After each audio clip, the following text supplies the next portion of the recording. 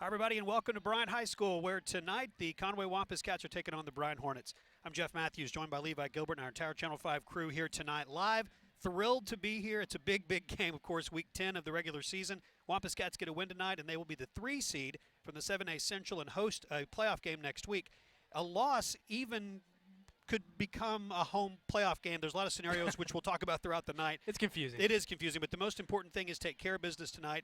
And a team that started 0-5 finds themselves as the 3 seed from the 7A Central. It's an unlikely story, but it could happen. We're 4 quarters away from seeing what will happen. Had a chance to talk to Coach Clint Ashcraft yesterday. We'll have the Coach Ashcraft show for you right now, and then come back with the kickoff of tonight's Bryant and Conway game live from Bryant. We're glad to be here on Conway Corp Channel 5.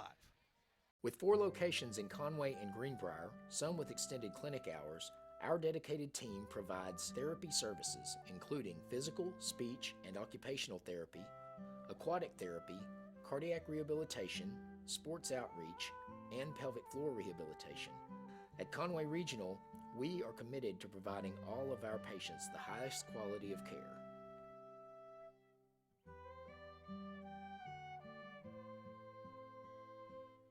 When someone you love is in the hospital, you want to feel helpful. So you do what you can to make them feel better. And you want to ensure they have the best care possible.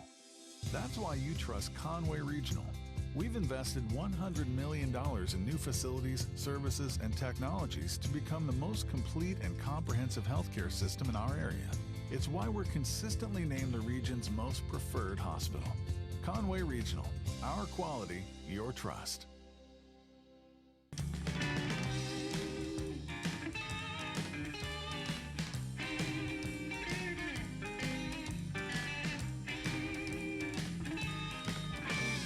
Hi, and welcome to the Coach Clint Ashcraft Show. I'm Jeff Matthews, joined by Coach. We're here at the Conway Regional Health and Fitness Center before Week 10 as Conway travels to take on the Bryant Hornets. Coach, let's talk about Little Rock Catholic first. A team, once again, that your team, you're putting pieces together week by week, injuries, issues that you've got to put new faces in. We saw some new faces and some important spots. Tyler Banks came to mind for me on the defensive side. Yeah, he played well. You know, Tyler's got good speed. He's just been learning what's going on, and I think you'll see a little more of him. You know, he had a pick there to end the half, so proud of him, and it's just proof that you keep practicing, you keep working, you know, eventually good things will happen. We've seen a number of different players play quarterback. Parker Teague started and played well last week. Giovanni back from the concussion protocol for Week 10? Giovanni's cleared, and he's been taking some reps this week, so, you know, we'll play that by ear. I imagine Parker will probably get tonight at first, and just see how it goes. What about McCall Dale? Still playing good? Another great night as a senior. Yeah, you know, McCall, he's got such good vision. He sees things, and I think he sees things before they happen, if that makes sense. So you're really kind of seeing him, you know, step it up here late for us, and that's big. We need him. I had gone through and prepared a great stat that I thought we had a special teams touchdown in the first 2 games of the season. Hadn't had one, and I was prepared to use that, and 13 seconds in, that was gone. Yes. Great kick return from Marquise. You know, Marquise has got great speed. You know, he's a threat when he touches the ball to break away at any time. So real proud of him. You know, he does a great job back there, and when he finds a crease, he can get in it. Kids are smart, so they know what tonight's all about. It's a win, it's a home game in the playoffs. Some scenarios where there's a loss are still a home game, but you want to win and have that 3 seed and have the momentum. Right, you know, and that's what we've got a lot to play for, and so does Bryant. You know, it's a big game, it's an important game. None of us can get first or second now with the way it sits, but that 3rd seed would be a lot better off. Let's talk about Buck James, new coach there, but kind of a legendary coach in Arkansas. He's had success everywhere he's been. Yeah, you know, he's from Pine Bluff too, so we've known each other a long time. He does a good job. He's real hard-nosed. You know, those guys play real physical on defense. I think that's kind of his rub-off on those guys. They've had a sophomore that's moved in, Ren Heffley from Pulaski Academy, and he throws the ball around. Yeah, they're going to throw it a lot, maybe a little more than we've seen. You know, that guy's come in every week. If you look at their stats, they've gotten better. So I'm sure he's getting more comfortable. Big game, Week 10. Conway Bryant. It doesn't matter what week it is, but it'll be fun. We're looking forward to it. And our kids are excited about it. We'll kick it off next. Conway and Bryant live tonight from Hornet Stadium. It's coming up on Conway Corp Channel 5. Hi, my name is Ashley Mann, and I would like for you to join me on my show, Breathe Yoga, on Channel 5. Each episode will consist of a 30-minute yoga practice that will help you along your yoga journey, whether you are new to yoga or an advanced practitioner. So if you've always wanted to try yoga but didn't know where to begin, join me on Breathe Yoga, only on Channel 5.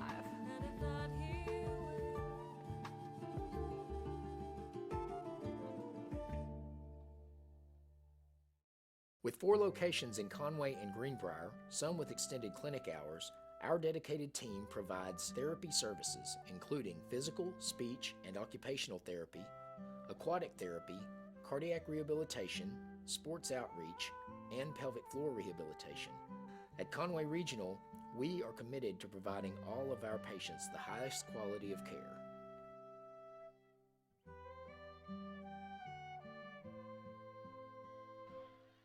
We're getting closer to kickoff in Bryant tonight. It's Jeff and Levi with you, our entire Channel 5 crew, live in Saline County. Levi, it's good to be here once again. Been a couple of years since we made the trip down here. Bryant is 6-3. The Wampus Cats last time we were here were unbeaten, as I recall. Yeah. Going for an unbeaten regular season. That's not the case this year, but there's just as much to play for. The Wampus Cats 3-6. They're 3-3 in the conference. We all made the trip over to Cabot in week 6, a team that was 0-5, a sophomore making his first start at quarterback, and you thought, well, this season might not go very well. Well, 3 wins later, almost a 4th win, a game that came down to the last play against Fort Smith Northside. And this team, as the Benton paper said today, and without question, the best 3-6 team in the state is the Conway Wampus Cats. You know, they've been saying that all season, the best 0-5 team in the state, the best 1-6 team. But it's true. It is true. This team, I'm so proud of the way they've played all season because, like you said, it could have gotten ugly so fast, but they knew, hey, we just got to win 2, maybe 3 conference games, and we can make the playoffs. We can still make a run, and it's all come to fruition here tonight in Bryant. Seems like every time these two teams play, there's something on the line, and there is, of course, tonight. The number 3 seed, meaning you'll play the 6 seed from the West, which that'll either be Rogers or Springdale. Those two teams are playing each other tonight. The loser of that game will be the 6 and will play at the 3 seed, which again is the winner of this game. The winner of that game will play the 4 seed, and it could be the loser of this game or it could be somebody else. That's where it gets complicated. We'll talk about it in a while. But let's talk about this Bryant team. They've got a new coach, Buck James. Paul Cowley moved down the road a little bit to take another head coaching job, so Buck has come in and taken over. 6-3.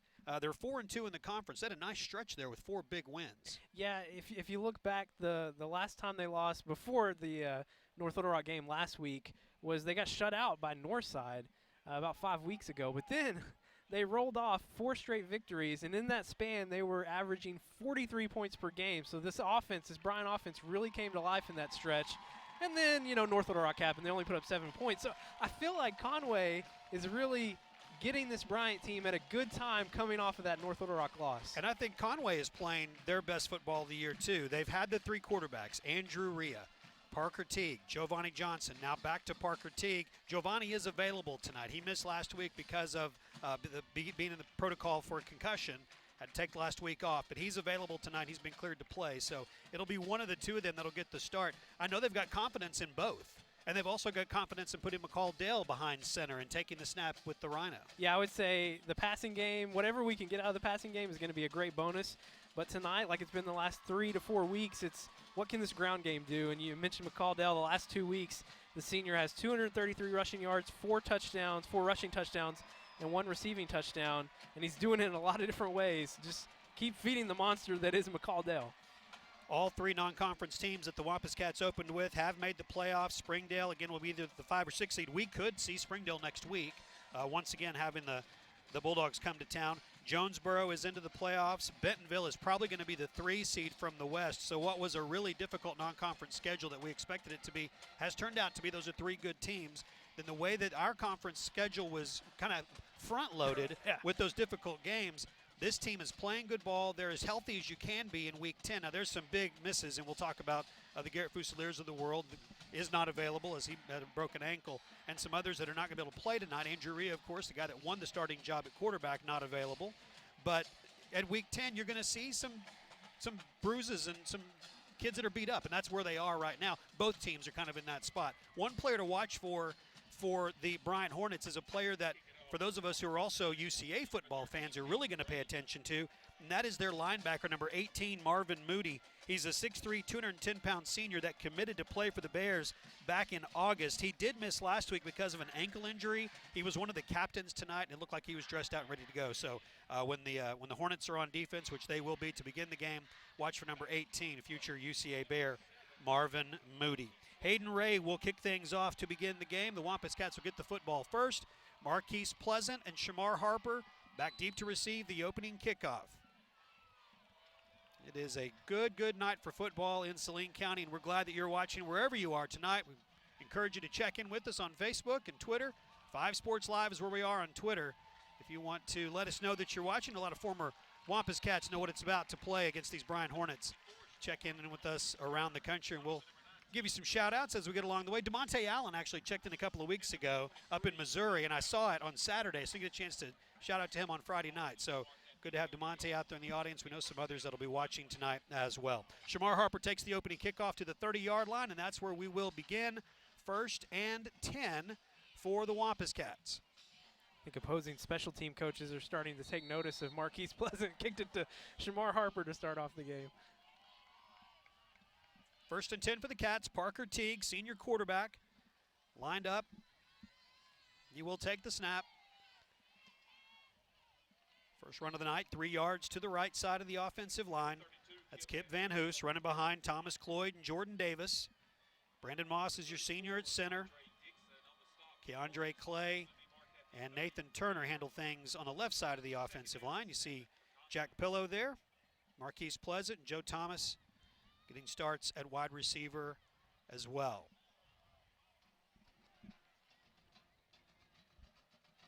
Second down and 7 after a 3-yard gain for Van Hoos. Kip gets the ball again, and there's room for Kip Van Hoos. Van Hoos with a flag coming in. He's taken down at the 39-yard line. The flag thrown in the secondary. It's going to be a hold, and that's going to come back. Kip Van Hoos showing some power there.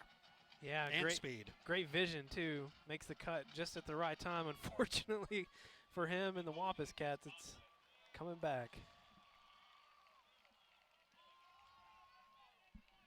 Brian Rainey, the offensive coordinator for the Wampus Cats, has done a really nice job the last few weeks calling plays and mixing things up. When you go into a season expecting one thing, you've got kind of a pro-style quarterback. Angel Ria's got a big arm. You're going to try to run that type of offense. Then it's got to change to a little more run-oriented, and then it changes again and it changes again. And so that's where they are now, is just kind of putting things together as they have to, and they've done a nice job with that. 2nd down and 13. Go back to the same play. Not the same result. Kawan Robinson with the stop of Kip Van Hoos, and it brings up 3rd down. That was a big holding call. Yeah, and you mentioned the different looks. I mean, they come out to start the game with two receivers set, come out in trips. In the second play that got the holding penalty, they're finding ways to run the ball no matter how many receivers are out there. It's hard to defend against. Will McKenna's on the field as well. Mentioned Joe Thomas and Marquise Pleasant a moment ago. 3rd down and 12. Teague to throw. Steps up and throws, and it is almost intercepted.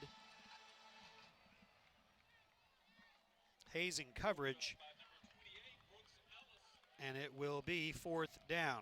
So the holding penalty brings the Wampus Cats back, and they're unable to get the yardage necessary. So Cameron Tilley on to punt, averaging just a little over 34 yards a punt this year.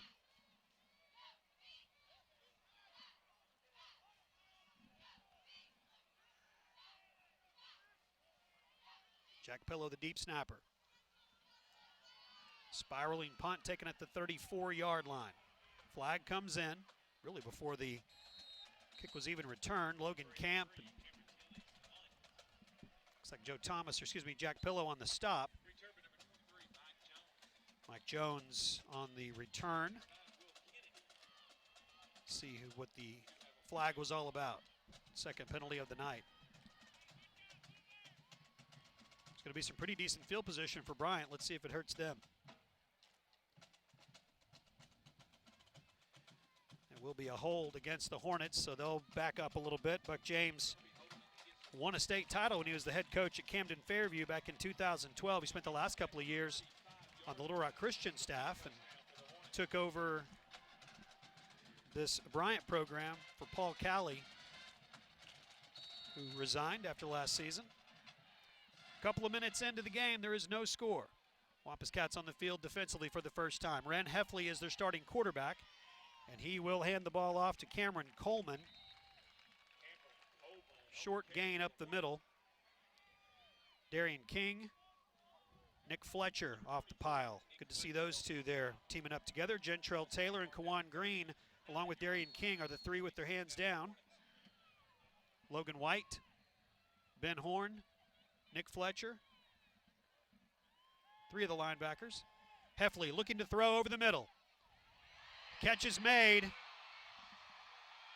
That's Brandon Murray, and he pulls away into the end zone, and the Hornets strike first. Ren Heffley to Brandon Murray, and the Hornets are on top 6-0. Didn't take long. 61-yard strike there. Puts Bryant up, and that zone defense for Conway just, you saw the defender almost got there coming in from behind to try and knock the ball out of his hands, but just a little too late. Well, he is this quarterback, Ren Heffley, who transferred to Bryant in the offseason. He was at Pulaski Academy, and if his last name sounds familiar, his brother Will Heffley was the quarterback for the Bruins a few years back. He is now a redshirt freshman at Tulsa. Kick is good, but a flag comes in. We'll see what the call is before we go to break. But his brother Will Heffley is a collegiate quarterback at Tulsa. Ran a sophomore with that 61-yard strike, giving Bryant the early lead. We're really talking this one over. Yeah, for 2.5 minutes, we've had 3 flags already.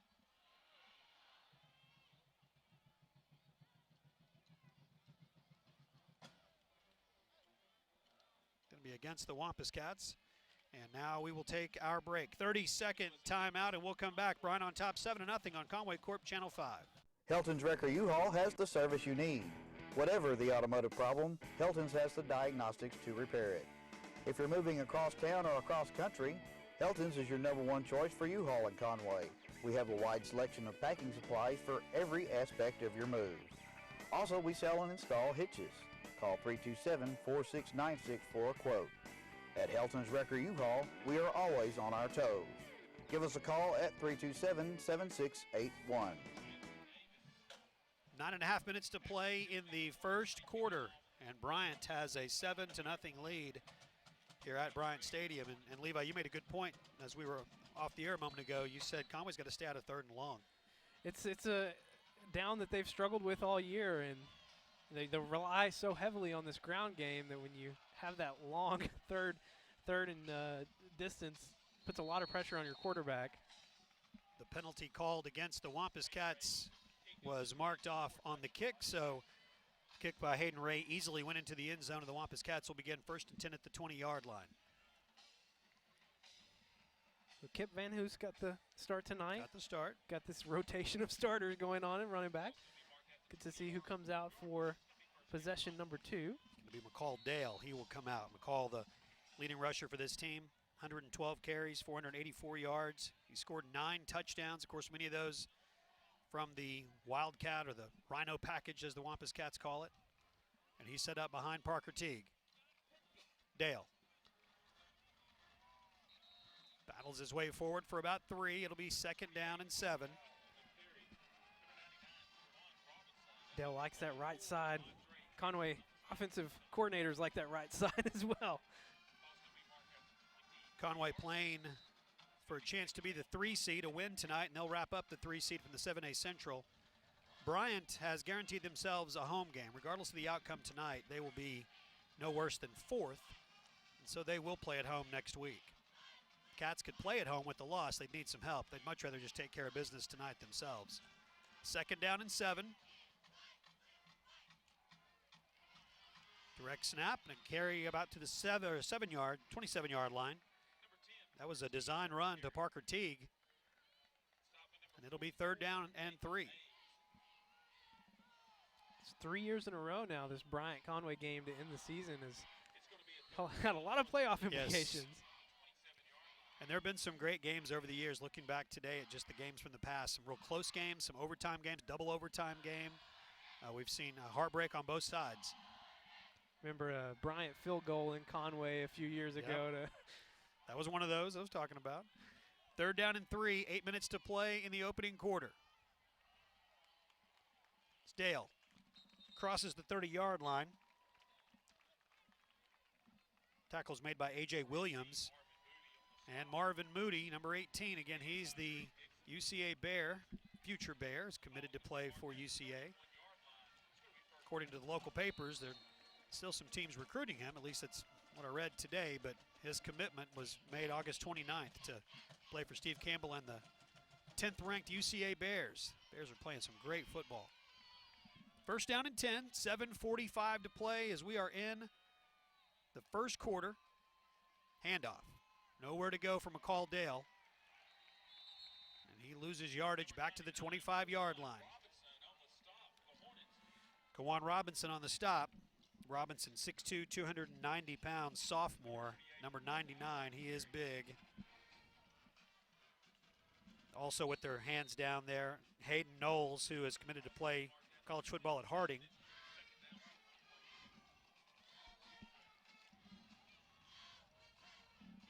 Along with Williams. All right, loss of 5 on the play, 2nd and 15. Teague, quick throw, incomplete. Looking for Will McKenna. He had Joe Thomas over there as well. Joe kind of pulled his hands down and let it go to Will McKenna, and it was incomplete. Levi, 3rd and long. Yeah, it's been pretty easy going for Bryant so far. Run game has been a little predictable when they've had the pistol shotgun with the running back to the right. They've always gone left. 3 plays they've done that. And then you get these 3rd and longs, and there's not much you can do. Yep. Bryant's getting to pin their ears back and come with the blitz. Here it comes. Teague throws. It is batted down, incomplete. And it is 4th down. Kawan Robinson got through there, knocked it back into the end zone. So it is 4th down and 15. The Wampus Cats will be forced to punt the ball away again. I think I'd be having nightmares if I saw Mr. Robinson coming at me like that. Yeah, again, they've got him listed at 6'2", 290, but I believe the 290 part, but the 6'2" part, I think they might be shorting him a few inches there. 7:01 to play in the first quarter. Not a good start offensively for your Wampus Cats.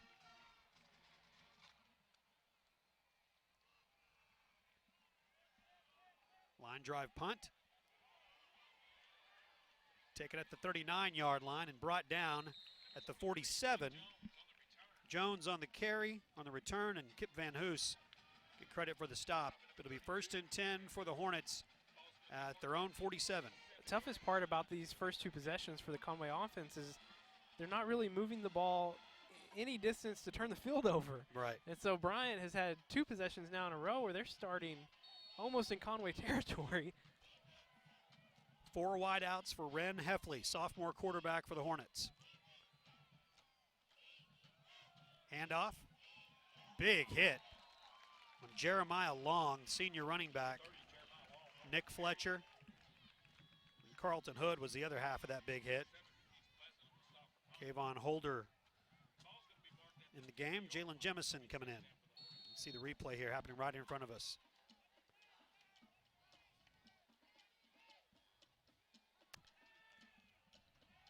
Pass is complete to Coates. He's still loose. Runs backwards and is taken down by Tyler Banks. Ren Heffley complete to Reese Coates. Nice play by Tyler Banks to get to him and bring him down. Yeah, great open field tackle by Banks. If he misses that one, probably another 6 points on the board for Bryant. They're going to call a timeout and bring the chains out here.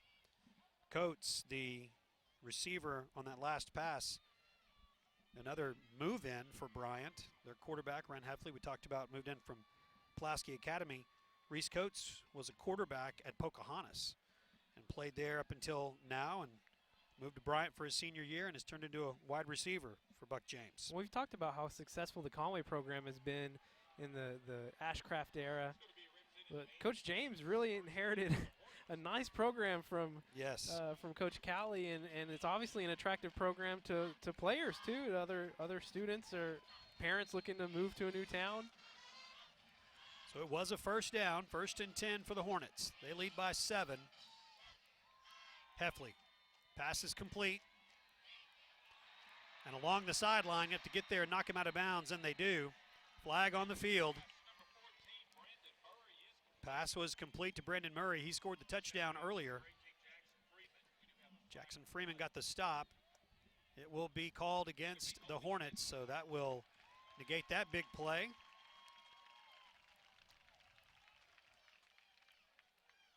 Four penalties already, not even halfway through the first quarter. Ball is the 44-yard line after the penalty, so it will be 1st and 11.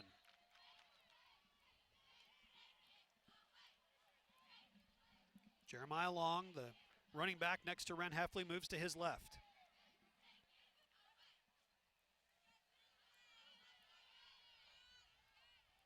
Heffley pressured and throws over the middle. Incomplete. Will Kennedy went up and tried to Odell it. That's what the kids call it now when they catch you with one hand.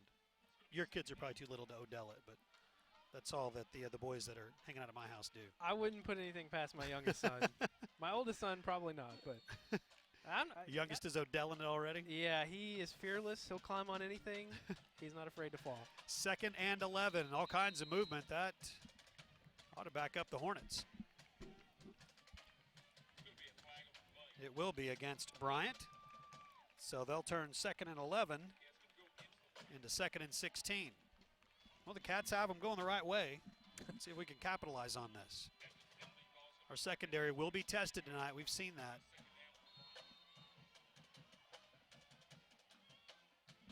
Second and 16, 5:35 to play in the first quarter. The Hornets up 7. Scoring on a 61-yard touchdown pass from Ren Heffley to Brandon Murray. Heffley will throw.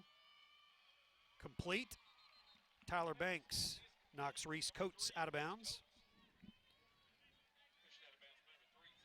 And it will be 3rd down. Ball's at the 40-yard line. 3rd down and 7.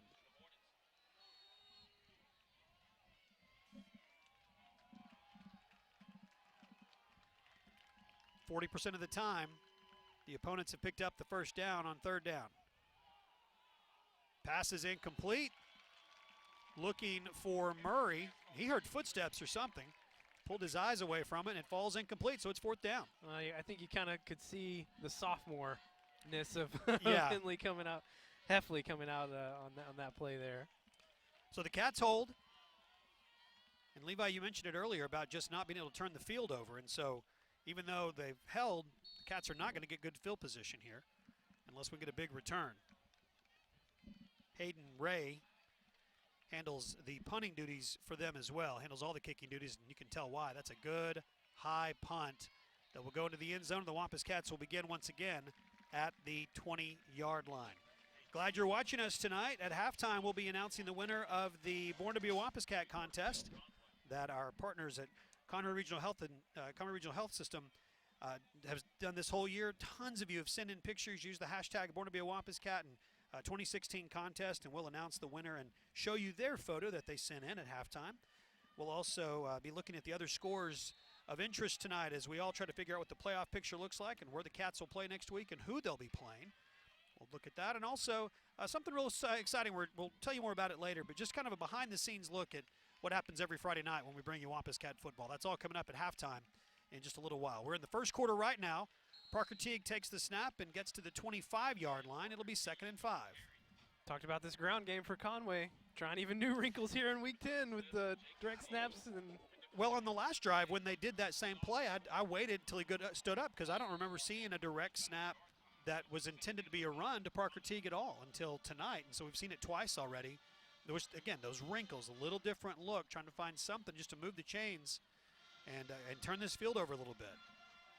4 minutes and 36 seconds to play in the first quarter. Bryant up by a touchdown. Handoff.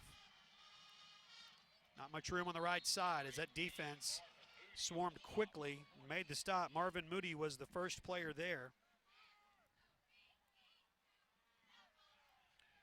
DJ Buckner also had a hand on it. So now it's 3rd down. Cats have to get to the 30-yard line. The nose of the ball just has to touch the 30 for a first down, of course, since they started at the 20-yard line. 3rd down and 4. 4 minutes to play, first quarter. On the ground. And a first down. Kip Van Hoos to the 35-yard line. Move the chains. It's a Conway Regional Health System first down for Conway. Van Hoos with that burst, and you could tell he wanted a little bit more. He almost broke that last tackle there. He would have been gone. So strong. 5'8", 172-pound senior, runs so hard, and they had him wrapped around the waist. Well, that last right there, boy, he just barely got to him. It was Mike Jones and Cameron Vale who brought him down. It's 1st and 10 for Conway at the 34-yard line. 3.5 minutes to go. Week 10 in Bryant. On the ground. And room for Van Hoos. Kip brought down at the 42-yard line. Nice carry. It's 2nd down and short. Cameron Vale gets the stop for Bryant. Van Hoos doing a good job there too, making a Hornet defender miss. Almost tackled at the line of scrimmage, able to sling him off and pick up 9 yards. If you're wondering about Michael George, he is dressed, he is available. Was not available a couple weeks back, but he is dressed out in full pads tonight. Don't know if we'll see him, but he is available. Kip Van Hoos met in the backfield and dropped. It will be 3rd down. Marvin Moody and Nathan Mays getting the stop on Van Hoos. Loss on the play, it's 3rd down.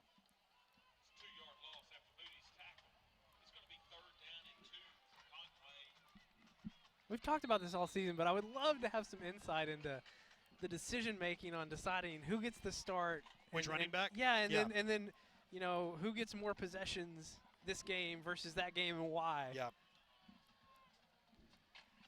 3rd down and 3. Cats trailing by 7. Van Hoos. Good strong run by the senior to the 45-yard line. That will be enough to move the chains. The Conway Regional Health System first down. Madre Dixon on the stop.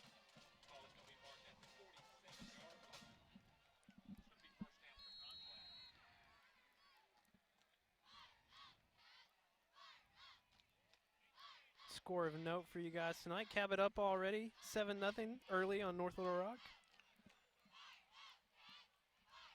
We need the Charging Wildcats to play like they've played all year, or at least win by a point. Met in the backfield. Bryant's defense read that perfectly and made the stop on Kip Van Hoos. Tackle was made by Antonio Todd. Conway's going to have to start mixing in some short passes on early downs just to give Bryant something different to look at, because you know there's really no guessing game for them. Not at this early point. here. And that's, you know, and I know something we've talked about a lot on the air. That little rollout to Jack Pillow. You know, it's been so successful all year. It's at what point will we see that? Maybe right here. Pillow to the 30. Jack Pillow inside the 15. It's a first down, Wampus Cats. Parker Teague to Jack Pillow, and the Cats are in the red zone. TV's Jeff Matthews getting clairvoyant there. I mean, you called it's it. 16 years. I think it's the first time that's ever happened. You said run the drag route to Jack Pillow, and we've said this multiple times the last few weeks. Why don't they do that more? Because it is so successful for them. The Conway Regional Health System first down. Teague to Pillow. I mean, I really can't think of a time they've run that and it hasn't worked this season. It's the same as the Rhino. It seems like every time that they run it, it works. First down and 10 from the 13-yard line. On the ground. Van Hoos. Kip Van Hoos will not be denied. Touchdown, Wampus Cats. And there's a flag on the field. So as it turns out, he might be denied. Tell you what, though, Kip Van Hoos, he's got those hungry eyes for the end zone tonight. It will be a hold on the Wampus Cats. Repeat first down. 30 seconds to play in the first half. Second huge holding call against the Cats in this first quarter. It's been the story of the first quarter so far. Penalties, you know, upsetting both sides' drives tonight.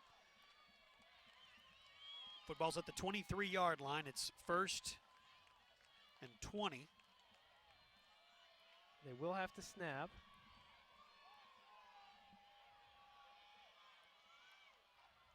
Back on the ground. Antonio Todd tackles Kip Van Hoos up high and bends him over as the first quarter comes to a close. We've played one, Week 10 in Bryant, and the Hornets lead your Wampus Cats 7-0. We'll take 60 seconds here between quarters and come back on Conway Corp Channel 5.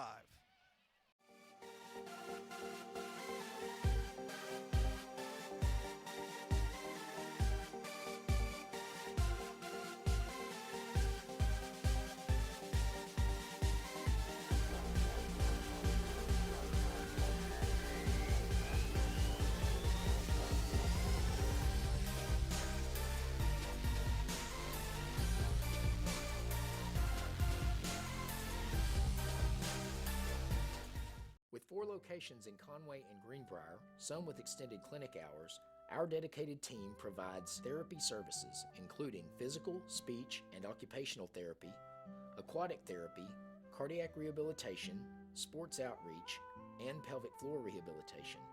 At Conway Regional, we are committed to providing all of our patients the highest quality of care.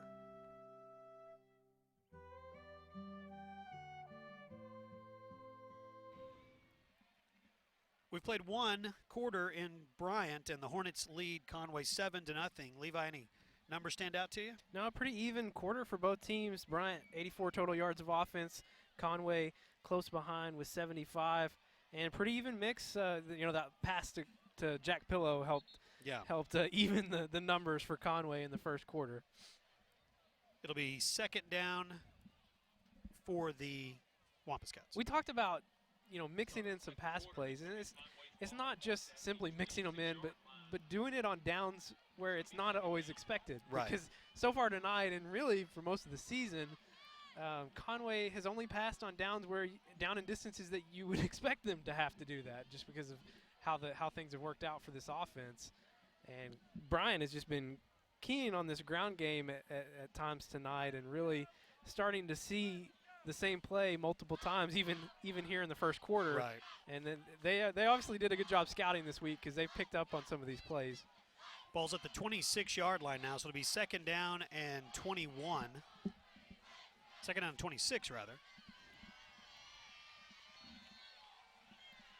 It's second down and long is what it is. And the Wampus Cats will throw. Teague throwing for Joe Thomas. Just off the fingertips of the junior. And it is third down and long. 3rd and 21 from the 26-yard line.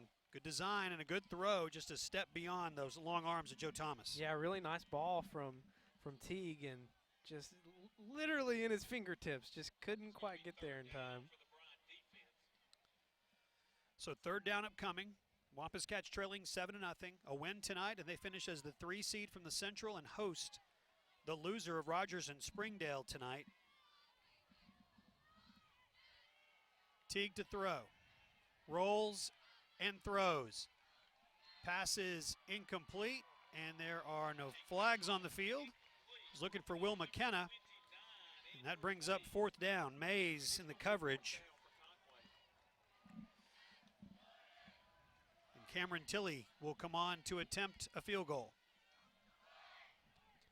Cameron came into last week's game with just 1 field goal made on the year and just 2 attempts, and then doubled up his made field goals.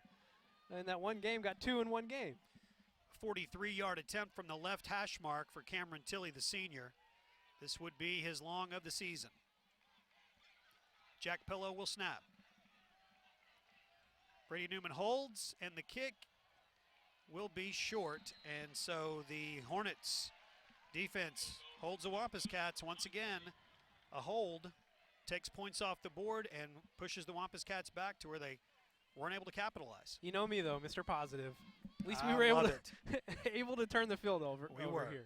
We had were. 2 straight possessions where we couldn't move the ball at all, and giving it to Bryant around the 40, their 40, 45, and at least we're starting giving them a position that's not so favorable this time. About 25 yards the other direction that they have to start this time. 1st and 10 from the 20. Ren Heffley is the quarterback. Curtis was in motion. Heffley will throw. Donald Joshua putting some pressure on him. Pass falls incomplete, 2nd down and 10. Yeah, good to see that. Good to see Joshua getting back in the backfield because 1 quarter of play really hadn't put any pressure on Heffley yet. No, and that's what you want to see him, Gentrell Taylor, Kawan Green, all those guys that get some tackles behind the line of scrimmage. Put a little pressure on him. 2nd down and 10. They'll go on the ground. Nowhere to go. Tackled at the 23-yard line. It is 3rd down and long. It's Cameron Coleman. Zach Friedel with the stop for the Wampus Cats. This linebacker core missing Garrett Fusilier, Logan White, Logan Camp, Nick Fletcher, Zach Friedel, Ben Horn, those guys all stepping up. Playing more minutes now with Garrett not in the mix. 11 minutes to play in the first half. 3rd down and 7 for the Hornets. Heffley's pass is complete to Reese Coates, and he jumps to the 32-yard line. Carlton Hood with the stop, and it's a 1st down for the Hornets. I don't think I'd want to be a defensive coordinator in the 7A Central. You just see a variety of offenses and then just different approaches to similar offenses. You know, last week, or Sammy Johnson a few weeks ago, running back that is so dominant. Just so many different things to look at. And I was going to say, and young players too. I mean, between Sammy Johnson and this kid here, a couple of good sophomores we've seen back-to-back weeks. Coleman on the carry, and he gets stood up at the 35-yard line. It'll be 2nd down. Yeah, you mentioned Sammy Johnson. He had an unbelievable game last night. The Catholic Central game was played last night. Sammy Johnson, 21 carries, 357 yards, and 5 touchdowns. 70-56 was the final score in that game. Wow. To put that in perspective, that would make him the 2nd leading rusher on our team for the season from just what he did last night. Coleman, the big gain over the midfield and taken down at the 46-yard line. Kayvon Holder helped push him out of bounds. Zach Friedel's there also. Move the chains for Bryant, 1st and 10 at the 46.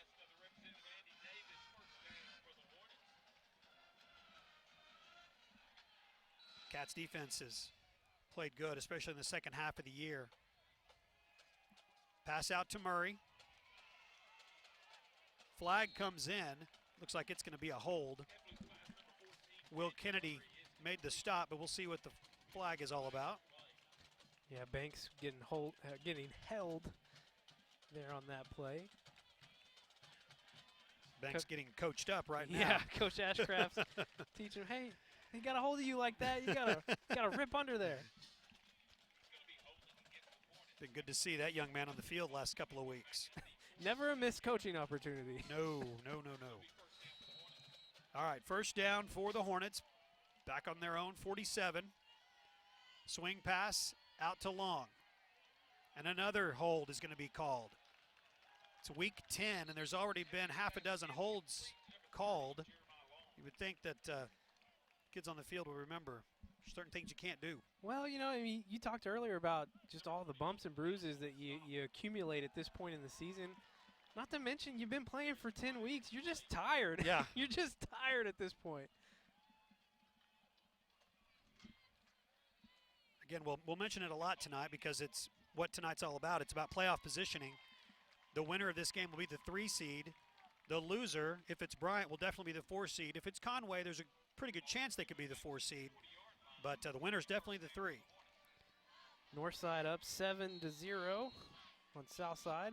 That's a big game for us too. Yep. We need Southside to Southside loss lose. should put us at the 4 no matter what happens, and a Cabot loss would put us at the 4 no matter what happens. So definitely watching the other 2 games in the 7A Central tonight.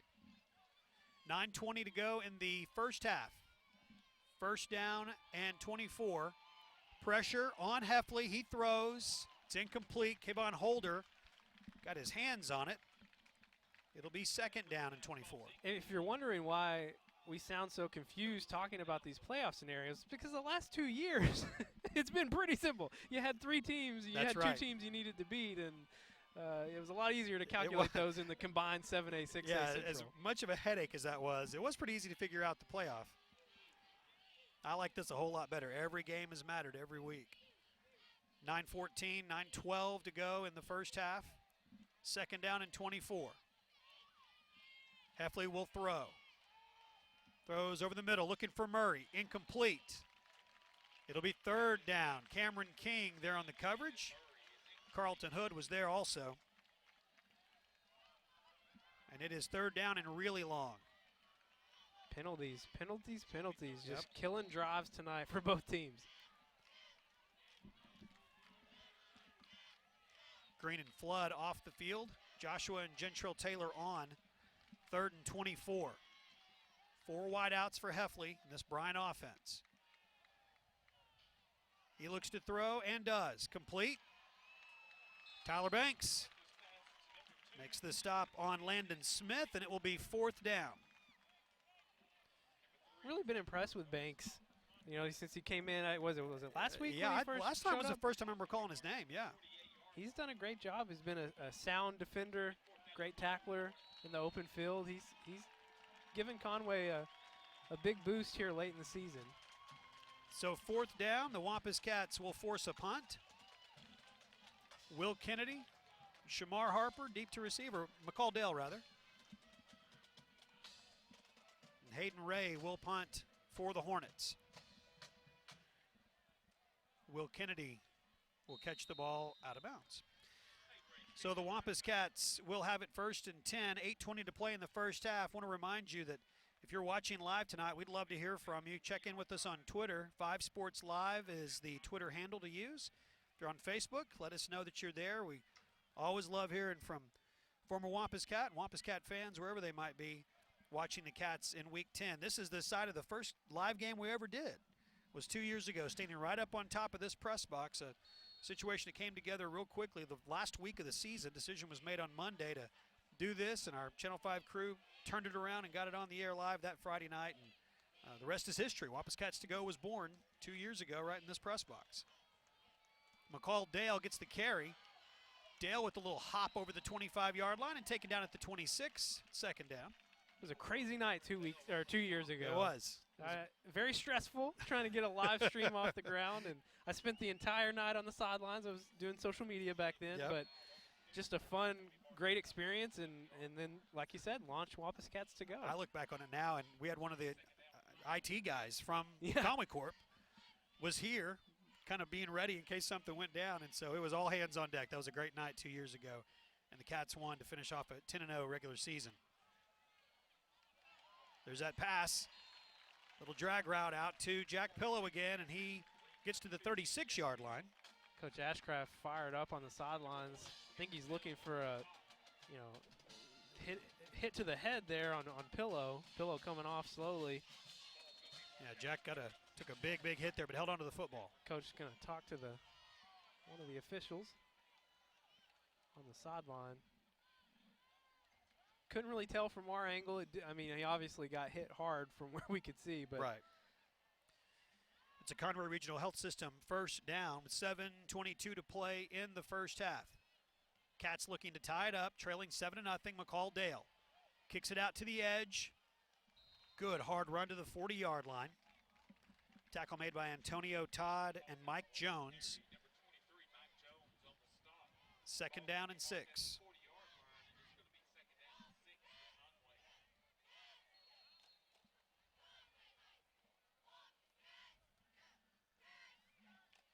Chris Anderson in the game, number 5.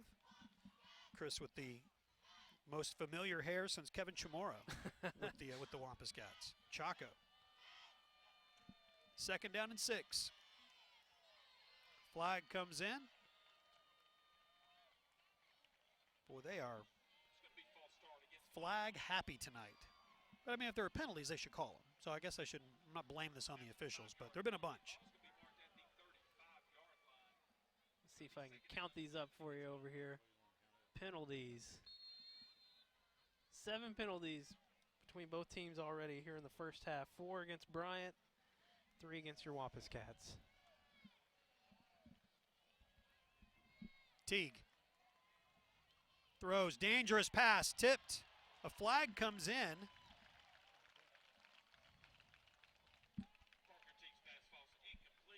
Joe Thomas was the intended receiver. Marvin Moody was back there in coverage.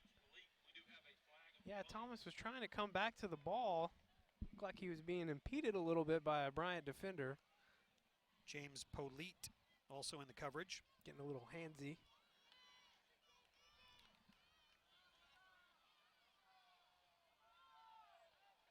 Wait for those guys to decide how handsy somebody was. And it is going to be pass interference against the Hornets. So the Wampus Cats get a nice little break there. That was a pass that was into about 3-to-1 ratio of Hornets to Wampus Cats. Yeah, the tip. And the tip. Made it a little more frightening. But the interference happened before the tip because Thomas was coming back to the ball. You can see him trying to get both hands up, but he only got one hand up because his other hand was being grabbed. So midfield is where the football is. 1st and 10, right past the upside down B from where we're standing. Up above the press box tonight in Bryant. Pleasant. First time we've called Marquise's name on offense tonight. No gain. I'll give him a yard, so it'll be 2nd down and 9. Cameron Vale and Jacob Neal on the stop. Madre Dixon also there. This Hornet team is loaded. They got a ton of athletes. Seems like it's been that way for a few years now. Yep.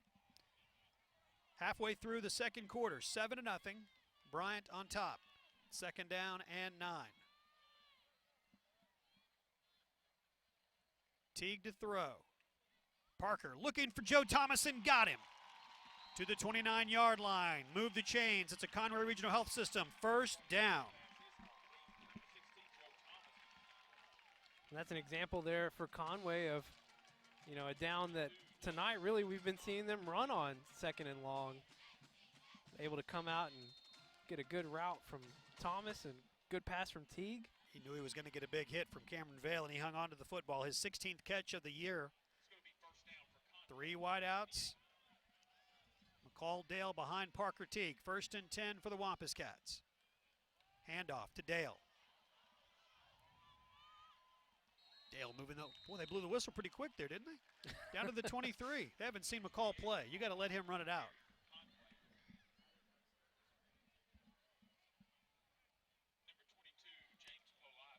Polite on the stop. Ball's on the 23-yard line. It's 2nd down. It's going to sound funny, but I always think of like the bobsleds when I see McCall Dell because he's always leaning into his turns, you know. I can see in that. his cuts, it's just he has to kind of lean into it a little bit. Olympic reference. 2nd down and 4. Under 5 minutes to play in the first half. Cats looking to tie it up. Teague looking left and throwing left. Interception returned out to the 33-yard line. Penalties and turnovers, and the Wampus Cats give the football to Bryant. Yeah, Conway playing more like they were when they were 0-5 than the last 4 weeks of the season. And you just could see that developing as he stepped back. Just made the decision a little bit too late. So 4:37 to play in the first half for the Wampus Cat defense back on the field to pick up their offensive mates here. Timeout going to be called by the Wampus Cats. We'll take it with the teams on the field. 4:37 to go in the first half, 30 seconds, and we're back on Conway Corp, Channel 5.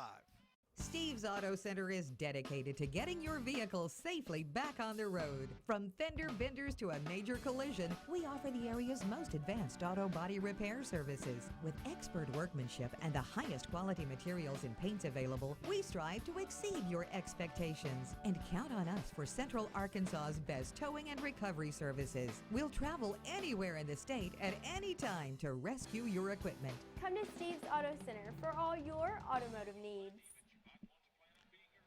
4:37 to go in the first half. It's 7-0. Bryant has the lead. Some updated scores from the 7A Central. Northside leads Southside 7-3, and Cabot leads North Little Rock 7-3. Both those games in the second quarter.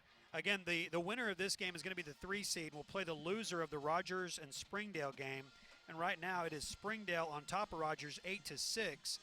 The winner of that game would play the team that's the 4 seed. And so if you want to be one of these two teams, or maybe it could still be Southside. I guess it could possibly be Cabot. Again, that's where it gets weird. If we can just win, then we know that we'll be the 3 seed and play the loser of that game. But maybe by the end of the night, it'll make a whole lot more sense. In fact, I can guarantee you by the end of the night, it will make more sense. I think you're right on that one, that last point you made. I hope. That's you know that people are excited about the Wampus Cats throughout town, because I know it's happening to you too. People ask you, where are we going to be in the playoffs? Are we going to make the playoffs? Are we hosting the game? And so we'll know all those answers tonight. Handoff to Long. There's another flag. That same official. Another official saw something as well. Yeah, when you see the Conway defenders getting pulled to the ground, it's a pretty good indication of what's going on, and it's been happening all night. And to the officials' credit, they've been calling it. They've been calling it on both sides. On both sides, you're exactly right. I think I saw 2 Conway defenders get pulled to the ground. 2 separate defenders. Might have been the 2 flags there. It is going to be against Bryant. Boo Bird's coming out across the way. And I don't blame them. There's already been 5 penalties against your team. Right. And we're still, 4.5 minutes to go in the first half. 7-0, Bryant leads. But it's been justified. Got to get out to the 43-yard line, and they'll snap it from the 23. 1st and 20.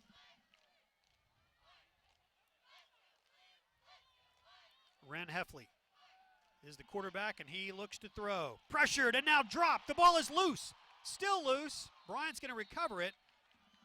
But a great job. That was Kawan Green that got there, knocked that ball loose. Almost a turnover for the Wampus Cats. Yeah, Heffley just taking too much time in that backfield and really no awareness of what was coming behind him from Kawan Green. Big play, especially coming off that penalty. Another big play for Conway. 2nd down and longer for the Hornets.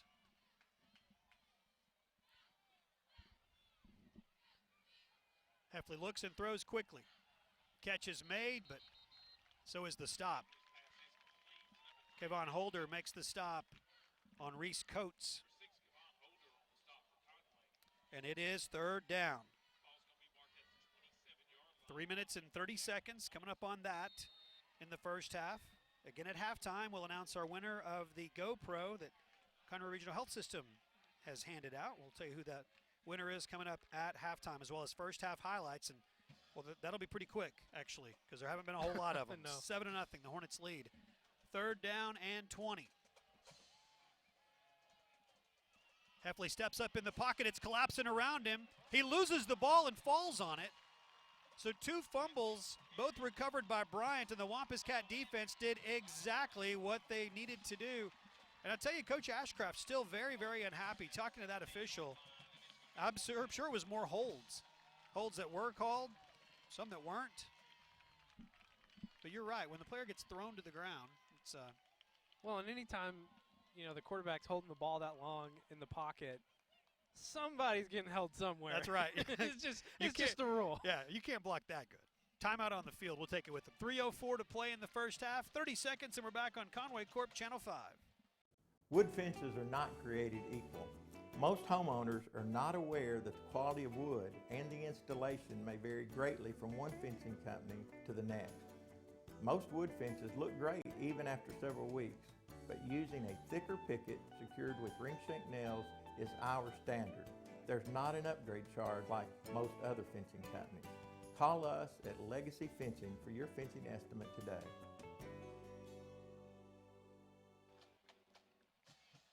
So a timeout call. The Wampus Cats going to get the football back here. 4th and 28. They'll get some good field position.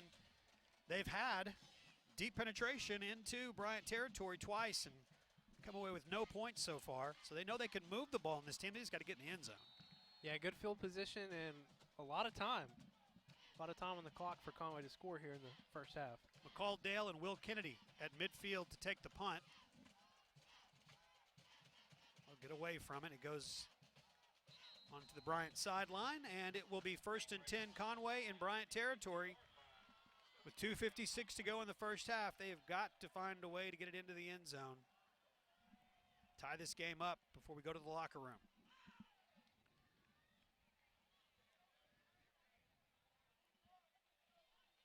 Kind of getting some Cabot vibes a little bit from the Cabot game and back in week 6. Kind of a slow start in the first half. We really turned things on at the end of the first half, and then second half was all Conway. Maybe we'll have a similar outcome here. Speaking of the Panthers, they have extended their lead over North Little Rock 14-3. Cabot leading North Little Rock 14-3. Don't tell me that, Jeff. Ball actually went out of bounds at midfield, so it's at the 50-yard line. Parker Teague looking to throw for Marquise Pleasant into double coverage. Cameron Vale there to knock it loose. Boy, I thought Marquise was about to pull that down. That would have been unbelievable. It'll be 2nd down and 10. He about Odell'd it there. He did. But he had both hands on it. Just couldn't pull it down, and really tight coverage against Pleasant. 2nd down and 10. Will McKinnon, Marquise Pleasant here on the near side. Joe Thomas is at the top. Joe had a good catch earlier in the half. Parker's gone the whole way. Giovanni Johnson is dressed, and he is available, but has not had a snap yet tonight. That's going to be a penalty called against the Wampus Cats. 2nd down and 15. 2:47 to go in the first half. Mentioned that we'll announce the winner of the GoPro camera at halftime, but also got something really special to show you. It's kind of a behind-the-scenes look at what happens every Friday night when these Wampus Cat games are on the air, and the work that goes into to putting them on. There's a great crew of people that don't get nearly enough attention, and we're going to give them a little attention coming up at halftime. You'll see that near the end of halftime. Misdirection, and the handoff will be a short gain. Michael George in, and can just get to the 46-yard line. It's 3rd down and long with 2.5 to play in the first half. Do we have some good shots of stats in our documentary? I don't know if we have enough good shots of stats in the documentary, but we can just put a camera on him anytime. Smile, the TV smile he's got. He cocks his head a little bit. He knows how to do it. 2:17 to go, first half. Cats facing 3rd and 14. Teague pressured, steps up. There's a flag that's on the field. Pass will be short of Marquise Pleasant. Let's see what this. Madre Dixon and Kawan Robinson were providing all kinds of pressure, and Parker Teague did a nice job to duck out of that and get the pass away at all. But a flag had been thrown before the ball was even thrown. That's going to be a hold against the Hornets. So we'll repeat 3rd down. But now instead of 3rd and 14, it'll be 3rd and 4. A little more manageable for the Wampus Cats. Yeah, big break here for Conway, and might be in 4-down territory at this point. Bryant will get the ball to begin the second half. Teague, complete, and a great job by Joe Thomas. Makes the catch, gets both feet in bounds. That catch is good on Fridays, Saturdays, or Sundays. Move the chains for the Wampus Cats. It's a Conway Regional Health System, 1st down. There's such a rhythm to catching the ball on the sideline like this. You see Thomas here pull it into his hands and then gets a little tap dance with his feet. Very good, very, very good. All right, 1st and 10 for the Cats. The ball at the 30-yard line. Just under 2 minutes to play. Twice I've mentioned the Wampus Cats looking to tie it up. I'm just going to see what plays out here, and we'll see what happens. Teague, incomplete, looking for Marquise Pleasant. That'll stop the clock. It's 2nd down and 10. Minute 49 to go. I think it's time for another Jack Pillow drag route. I can see that. Although it is to the near side of the field. Usually they do it when the ball is more in the middle of or the left hash mark. But I'm not opposed to it. I don't want you to think I'm opposed to it, Levi. I'm all for whatever moves the ball down the field and gets into that painted area that says Bryant down there to our right. Minute 49. The clock will start when the ball is snapped. Parker Teague steps up and throws over the middle. Flag.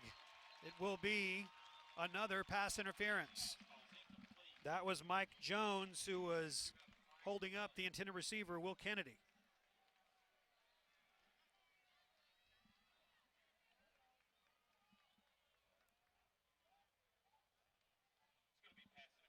There have been a few penalties called tonight.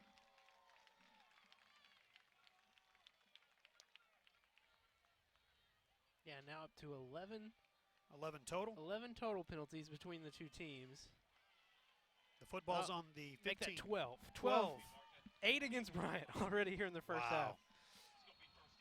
First down and 10 from the 15-yard line. The Cats with a great opportunity to tie it right before halftime. Shamar Harper, no gain. Actually a loss on the play. It's second down. It's the third time tonight we've seen a defender come off the edge untouched, meeting our running backs in the backfield.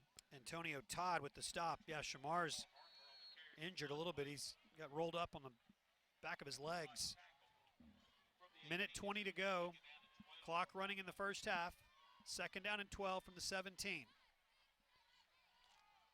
Parker Teague gets back to the 15. It's third down. Hayden Knowles on the stop. The Harding commit. We've seen that design run from the quarterback 3 times tonight. It has failed 3 times. I don't know how I feel about this. this about play. this wrinkle? We like the wrinkles, but no, I don't know about this one.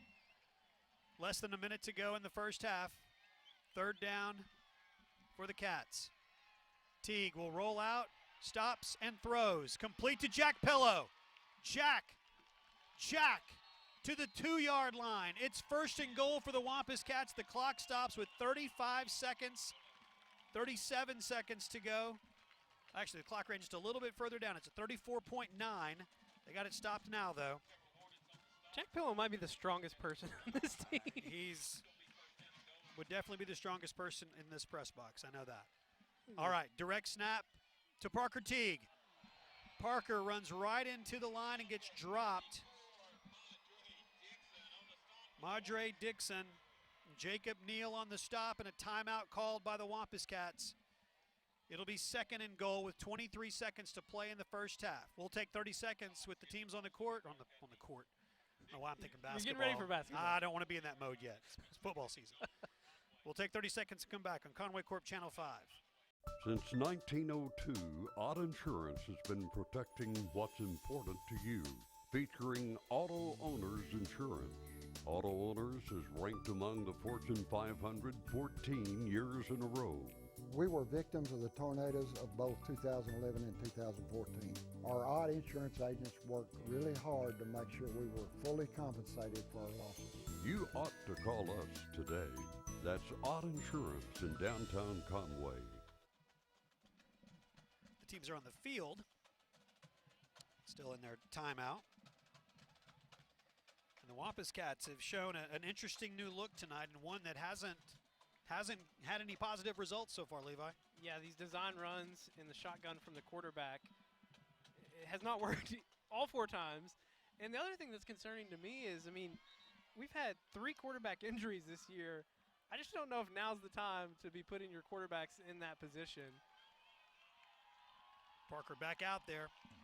23 seconds to go. The Cats with no timeouts. And it's second down and goal, so there'll be no way to stop the clock unless they get the ball out of bounds or pass into the end zone. McCall Dale went up high to catch it. He was out of bounds, though, so the clock does stop with 17 seconds, and it is third down.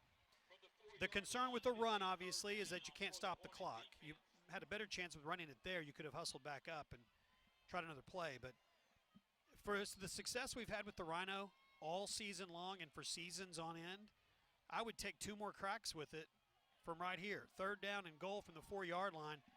This is must-score territory for the Wampus Cats. Teagan at quarterback with McCall Dale next to him.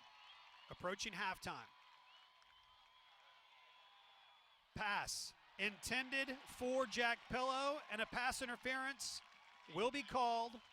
Another penalty called against the Hornets tonight.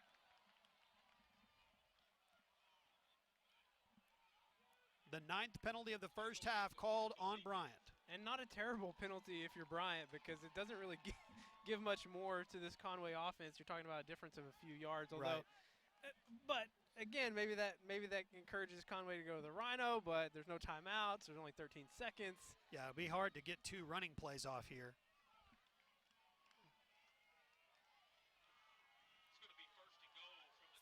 First and goal from the 2-yard line, and now the look is a little different with Teague under center.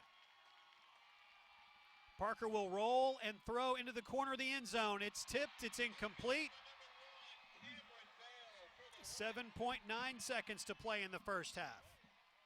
And the down marker says 4th down, but it should be 2nd down.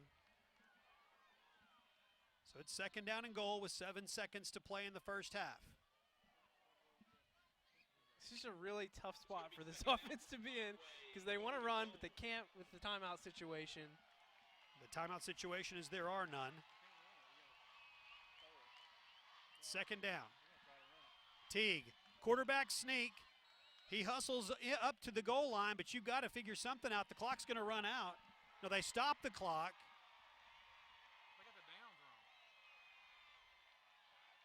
They're stopping the clock. Now they're stopping the clock based on the fact that they thought it was 4th down. Well, just a big miss for the Wampus Cats. Now they're blowing the whistles and getting the teams back on the field.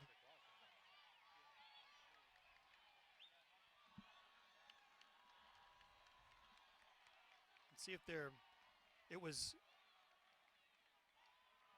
could have we picked up a first down without getting a touchdown? And if we could have, we couldn't get it, no, because it would have been reset with the penalty, right? So it was 1st and goal, then 2nd and goal. They're going to put the football inside the 1-yard line. And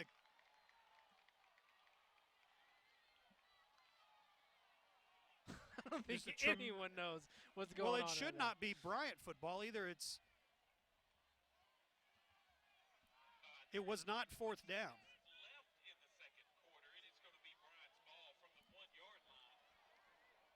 Well, that's a complete, unless I've forgotten everything I think I knew about football. That pass interference reset it to 1st down, correct? And this is where I hope Brooks Smith, our buddy, who watches these games when we're live, is watching and can let us know. The pass interference should have reset it to a 1st down. Or maybe that's not the case. And if that's not the case, and we got that completely wrong, then, well, now what you hope for is a tackle in the end zone. But an absolute mess there at the end on so many levels. Yeah, no matter what happened, just a huge missed opportunity for this Conway offense. That's correct. Quarterback sneak, a little extra pushing there at the end, not a big surprise. Big rivalry game and kind of a mess there at the end on both sides, and looks like the first half has finally come to a close. We will take a timeout here. It's time for the Conway Regional Health System halftime show. We'll have a word from Conway Regional Health System, then we'll come back and announce our winner of the GoPro camera, and also take a look at halftime highlights and stats, as well as the other scores from the 7A tonight around the state of Arkansas. It's halftime. Bryant leads 7-0 on Conway Corp, Channel 5. Hi, I'm Dr. Greg Kendrick with Conway Regional Health System. Conway Regional has been an important part of this community since 1938, providing excellent care with skill and compassion. But we're not just a hospital. Let me tell you about some of our fantastic facilities and services. Located off of College Avenue, just a few blocks down from the medical center, Conway Regional After Hours Clinic is equipped to handle a wide variety of problems for patients of all ages. If you need urgent care, and it's after work or on the weekend, the Conway Regional After Hours Clinic is open 7 days a week with no appointment necessary. Conway Regional After Hours Clinic, your best option for after-hours care. Located on Robinson Avenue next to Laurel Park, the Conway Regional Rehabilitation Hospital is one of only 4 licensed inpatient rehab hospitals in the entire state. Patients are cared for by specially trained staff under the direction of an on-site physician who specializes in rehabilitation medicine. Conway Regional Rehab Hospital, your choice for comprehensive care to bring you one step closer to home. With 4 locations in Conway and Greenbrier, some with extended clinic hours, our dedicated team provides therapy services including physical, speech, and occupational therapy, aquatic therapy, cardiac rehabilitation, sports outreach, and pelvic floor rehabilitation. At Conway Regional, we are committed to providing all of our patients the highest quality of care. With 4 locations in Conway and Greenbrier, some with extended clinic hours, our dedicated team provides therapy services including physical, speech, and occupational therapy, aquatic therapy, cardiac rehabilitation, sports outreach, and pelvic floor rehabilitation. At Conway Regional, we are committed to providing all of our patients the highest quality of care.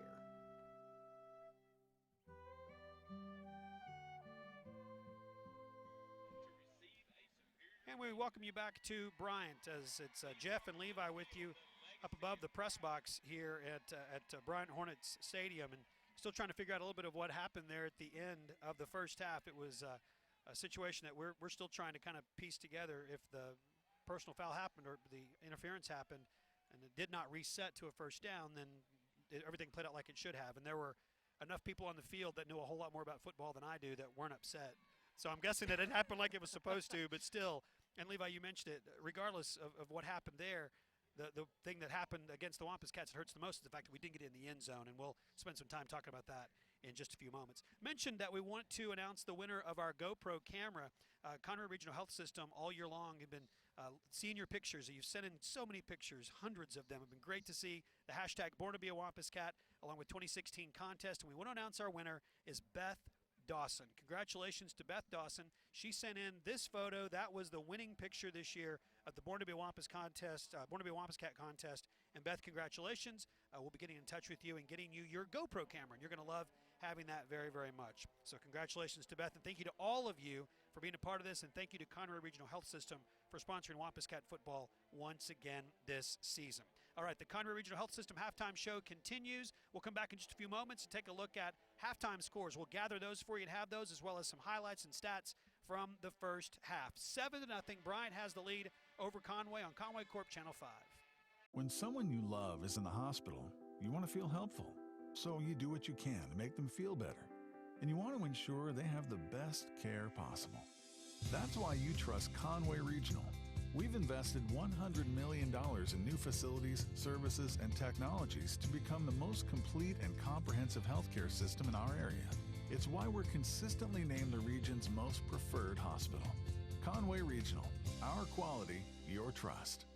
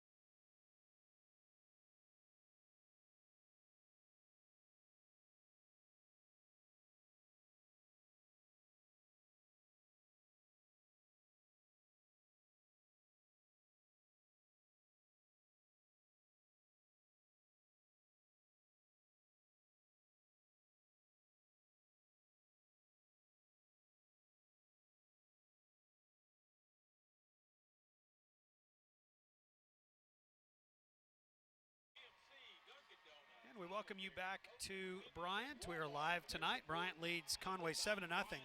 It's Jeff and Levi here. I feel like we need to, I don't know if we're turning. Stand up a little bit. But it is halftime. We want to go over the highlights from the first half. We'll do that, and then we'll look at some stats from the first half. And then we'll go over what happened. We have a better understanding thanks to some folks on Twitter, thanks to Siri, I think. Wikipedia. Levi talked to Wikipedia through the help with Siri. And so now we know exactly what happened in that last kind of series of plays that led to Bryant getting the ball there for that last snap. So let's look at the first half highlights, and we'll take a look at some of the stats. It's 7-0, so there's not a whole lot of highlights in the way of scoring, but we'll watch some of the plays here from the first half. And that is the one score of the night, that pass to Brandon Murray right off the bat. Any stats that stand out to you there as we look at these? It's been a really even game between. I mean, obviously the score indicates that 7-0. Conway's actually outgained Bryant with 149 total offensive yards to 123. The penalties have been the biggest thing all night here. Bryant's been penalized 9 times. Conway's been penalized 4 times. And then the Conway turnover, the interception from Parker Teague, has really been the big difference, as Conway has been in the red zone 3 times tonight and has not been able to convert, which is really strange because all season long Conway has really been successful. 24 in the out red of 27 zone. times. They had all but 3 times they had got in, at least scored something, and now tonight, none of those 3 penalties such a big part of that. That pass to Jack Pillow that happened in the first quarter got him down inside the 15-yard line and ended up not being anything as far as what went on the scoreboard.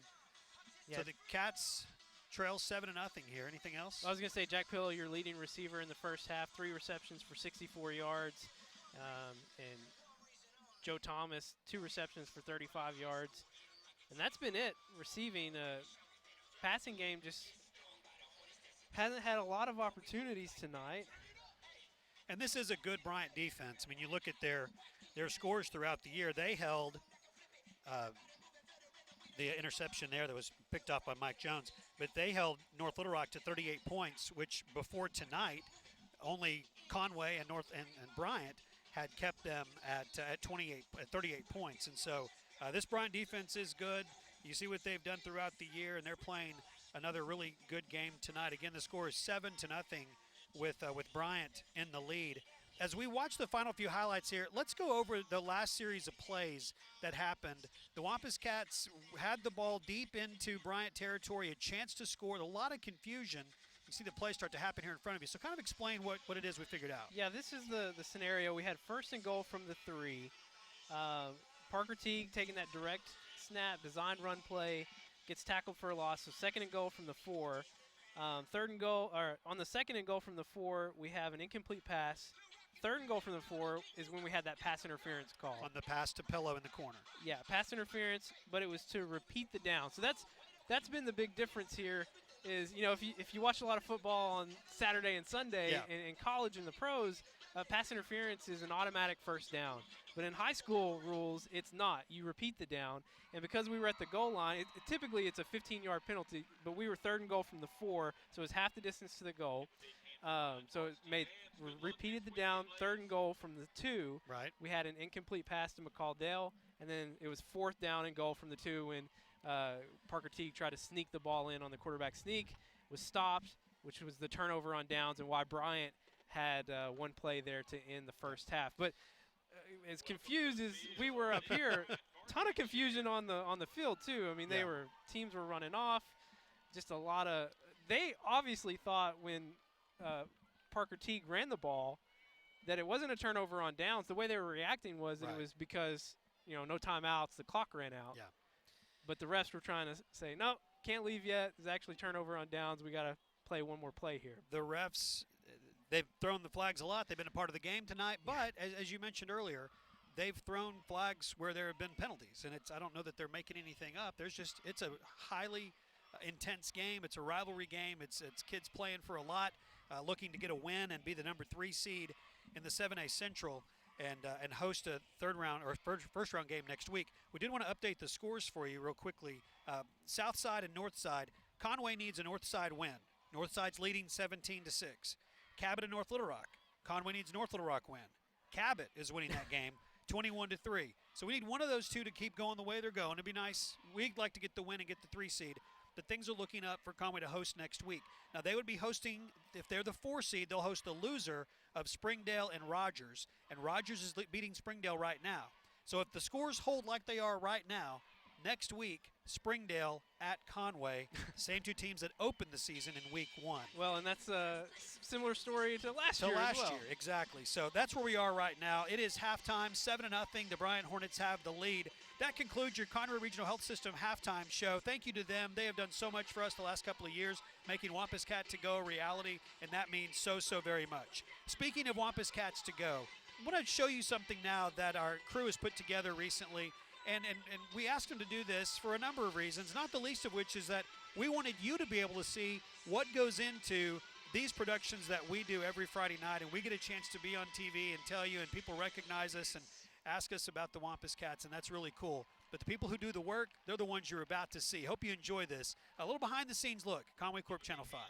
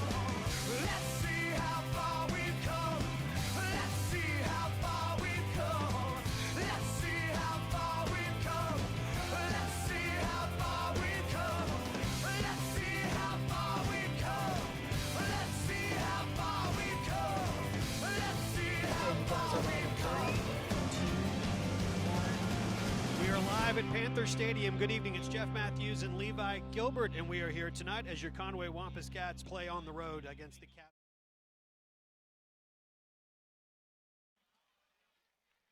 And there you go.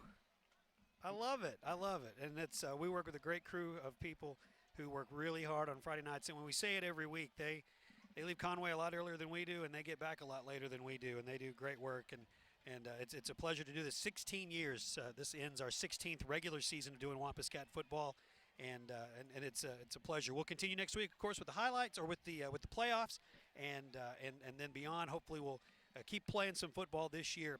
Cats trailing 7-0 right now. The teams are making their way back onto the field slowly. So we will take a 60-second time out here. Let's take a 60-second break, and they put a little more time on the field on the clock. Get the teams back out, get them loose, and we'll get started with the second half. 7-0. Bryant has the lead. Conway Corp Channel 5. Located on Robinson Avenue next to Laurel Park, The Conway Regional Rehabilitation Hospital is one of only 4 licensed inpatient rehab hospitals in the entire state. Patients are cared for by specially trained staff under the direction of an on-site physician who specializes in rehabilitation medicine. Conway Regional Rehab Hospital, your choice for comprehensive care to bring you one step closer to home.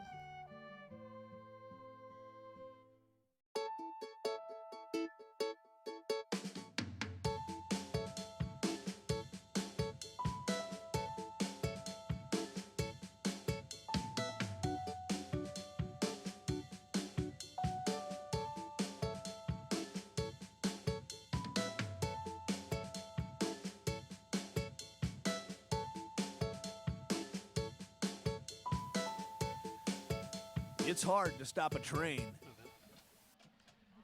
All right, 7-0 is our score. It's Jeff and Levi with you. We haven't checked Twitter tonight. Have we heard from anybody that's watching the Wampus Cats this evening? We've had a few. Okay. Ryan Johnson was on Twitter early in the first quarter. Nice. To let us know he was watching, and we got some help from a couple of different people to tell us about the. About the pass interference call there? Yeah, helping us out with. We all know now. With that, yeah. Well, I mean, the big difference there, just to say again, the rule's different in high school than it is in the pros. It's a repeat of the downs, unless, of course, the 15 yards takes you beyond what you need for a first down. But we were at the goal line, yep. So yeah, some big help from some people on Twitter. One was called the other Coach K. So oh, nice. I don't know. So I'm not sure who that is, but that's helpful. Thank you for that. Not sure who that was. Anthony Nell helping out as well on Twitter, and then got some text tonight from some contacts. We got Cameron and Peyton and Steve Owens watching back home on Conway Corp Channel 5 or Channel 585 watching HD. Yeah, my crew's at the house. They're watching in HD, and they got. This is Friday night with the crew. You got the board games. They're playing board games, and they're watching the Wampus Cats. I think it's because they're too nervous to actually watch. That's how I watched a lot of the World Series games. I'd be so nervous. I'd have to play like board games. We haven't even talked about that. But we now live in a world where the Chicago Cubs have not. They've won. I mean, it hasn't been 108 years since they won a World Series. And a few times tonight, I've heard the PA announcer here in Bryant mention they're going to have some type of celebration with Travis Wood in the next week or so. Did you see really Travis today at the parade? I have not. I saw a few highlights of the parade. It looked pretty comical. This is the best. This is the best. Travis Wood today. Every Cub had on their jersey, so you could identify them up on these buses driving through downtown Chicago. Beautiful. Just drive through downtown Chicago. Except for Travis Wood, he had on a sleeveless camo vest, jacket type thing. Obviously, it's sleeveless. It was a vest. No indication who it was at all. Central Arkansas roots, I'm telling you, you take the Boisseline County. He was rocking it. Had a couple of cups he had lifted there. David Ross was next to him holding the trophy. And I guess we haven't said it. Of course, Travis Wood, former Bryant High School alum. So that's right. Congrats to him on winning a World Series. It's pretty awesome. Thrilling on Wednesday night to watch that. Got a text here coming in from our buddy Matt Cummins. He's watching tonight. In between meetings, getting ready for Stephen F. Austin tomorrow, former Wampus Cat. Not only Matt Cummins, of course, playing for the Cats, but Brandon Cox and some others that redshirting, not playing right now, but with the team and watching these Wampus Cats as they get ready tomorrow to take on Stephen F. Austin. First FCS rankings came out of the selection committee this week, and the Bears, number 10 in the nation. People realize the UCA Bears are playing great football, but they're ranked number 10 now in the nation. And is it Stephen F. or Sam Houston that's also having such a great year? Sam Houston, yeah, and we'll finish the season against them. Tomorrow it's Stephen F., which is where Coach Conk is now, of course. Former UCA coach Clint Conk is there. And so that's tomorrow. And that game will be on television tomorrow. It's on Conway Corp Cable, so you'll be able to catch that tomorrow afternoon, 2:30 kick. All right, we are ready to go. Good to hear from Matt Cummins. Good luck tomorrow down there in Texas.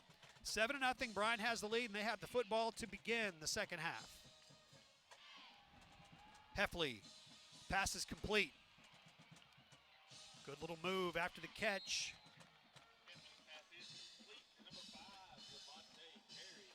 DeMonte Terry with the catch. First time we've called his name tonight. I don't want to get too dramatic, but I do feel like this is a huge possession here for this Conway defense because points have been so hard to come by tonight. Of course, Conway hasn't scored yet. Let's not let them get up by 14 here on this drive. Vale with the handoff. They chase him and push him out of bounds. Will Kennedy gets the stop on Cameron Vale.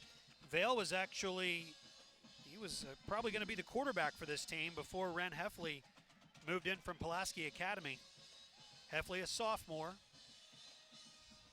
Anytime I hear someone moves from Pulaski Academy, I just automatically assume it's because they believe in punting. Because they don't. If you don't know the story, Coach Kevin Kelly at Pulaski Academy, they go for it on 4th down on everything. That's a great stop behind the line of scrimmage.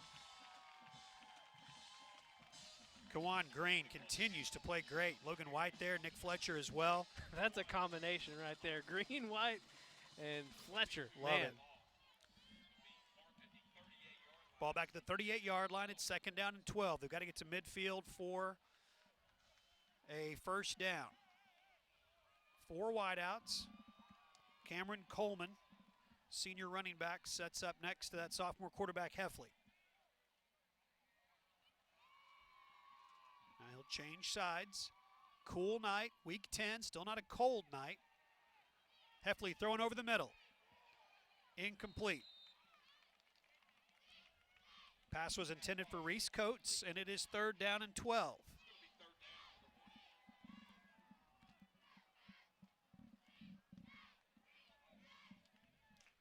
Jalen Jemison in the game, in the coverage there. 10.5 to play. 3rd quarter. 3rd down and long. 40% of the time, the opponents have picked up 1st down on 3rd down. They won't this time. Almost called it too soon, didn't I? Whoa. That was a pretty impressive athletic move just to get rid of the ball by Heffley. Kind of underhand tossed it with the left hand. Donald Joshua was draped over him, and the Wampus Cat defense with a huge stop. You said it, not to be too dramatic, but it worked. They needed it right there. I mean, 3 times Conway's gotten to the red zone and no points to show for it. Of course, the crazy end to the first half with the turnover on downs. So just really important for Conway not to go down by more than 2 scores at this point. Well, and the 1 touchdown was a 61-yard pass. Other than that, Bryant hasn't really moved the ball that much against this Wampus Cat defense. Punt that is fumbled, muffed. Who got it? Conway players are saying the Wampus Cats have it. We'll see what the guys in the striped shirts say. All right, exhale, Conway. If there is a job on a football field that I would absolutely never want to have, it would be returning punts. Yeah. That's got to be the hardest thing to do, because it's the ball's moving funny and it gets so high in the air, and then you got people just coming down on you, ready to attack. No, thank you. Well, then you're exactly where you should be. And I really feel bad when punt returners fumble it, because it's like, that's got to be incredibly hard to do. And then, they feel bad too. So I don't like it. Makes me uncomfortable. All the feels. Yes, exactly. All the football feels. 10:14 to go, 3rd quarter. 7-0. Bryant leads. Conway with the football. 1st and 10 at the 29 on the ground. Van Hoos got the start tonight. He starts the 2nd half. Still seeing new things even in week 10. We've talked about that a lot the last 2 weeks, but not used to seeing coming out in the shotgun with the running back right directly to the side of the quarterback, and then going in motion into that pistol formation to ultimately just hand off to him. He's still showing us new stuff even in week 10. A lot of movement. 3 wideouts, 9:43 to play. The clock runs in the 3rd quarter. Teague to throw.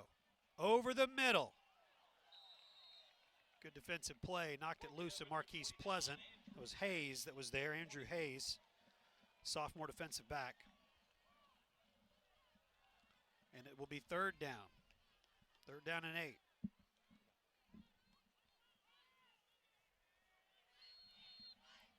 From the 31-yard line, it is going to be a 3rd down and 8 for the Bryant defense. Cats offense. Try to pick up some yards here, 8 of them to be exact.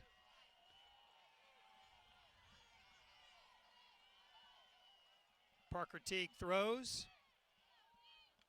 Ball is just short, intended for Will McKenna. And it's 4th down. The Wampus Cats going to give the football right back to Bryant. Colin Welch in the coverage, senior safety.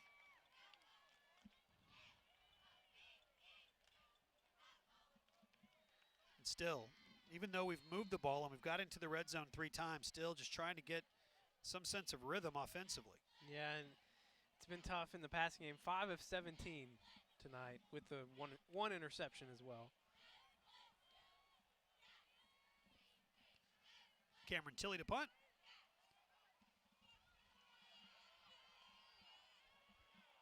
Mike Jones takes a number of big hits and finally goes down. Well, that's a hard run on that punt return. So that's the sort of thing you wouldn't want to do. No. Okay. Never. Make sure we're on the same page. Yeah, because even, first you got to catch the ball, which is hard enough. There is that. And then everyone is just trying to straight up knock you out. No, thank you. At the 45-yard line. You're safe up here, by the way. I feel good. Although we did wonder about the weight bearing of this structure earlier. There are an abnormally large amount of people. Yes, Not large people, but a large number of people. The volume is high. Up here. Number of humans. On top of the press box. 9:19 to go, and a new quarterback's in the game. That is number 9, Bo Bonvillain.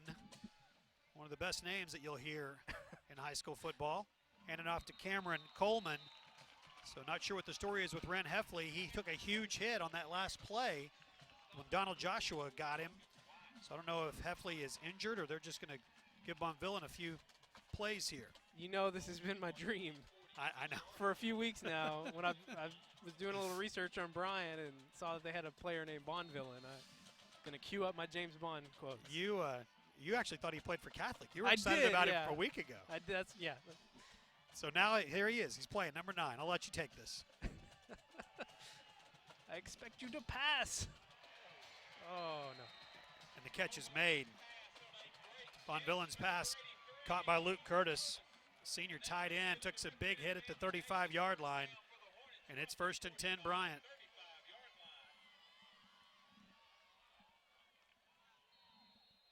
Bryant plays so fast, probably faster to the line than any team we've played so far this year. Buck James is their first-year head coach. He's not coaching for the first year. He's been around a long time. First year at Bryant. Cameron King and Carlton Hood push Cameron Coleman out of bounds. Cameron Coleman, 3 stiff arms there on that play. It's a big back. 5'10", 212. That's a lot of poundage in a small package there. Hand off to him again. He'll get to the 25-yard line. That's pretty close to a first down.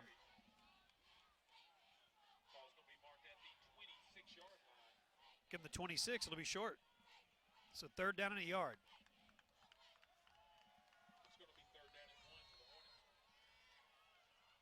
So change at quarterback for Bryant. Bo Bonvillain is in the game. Ren Heffley out. And Jeremiah Long replaces Coleman at running back. And they'll go to him. Right up the middle. I don't know if he got it. He didn't. That Wampus Cat defense with a huge stand right up the gut and pushed him back. Darian King, Nick Fletcher, Ben Horn, Donald Joshua, and more. All big stop. Got a pretty good spot on that.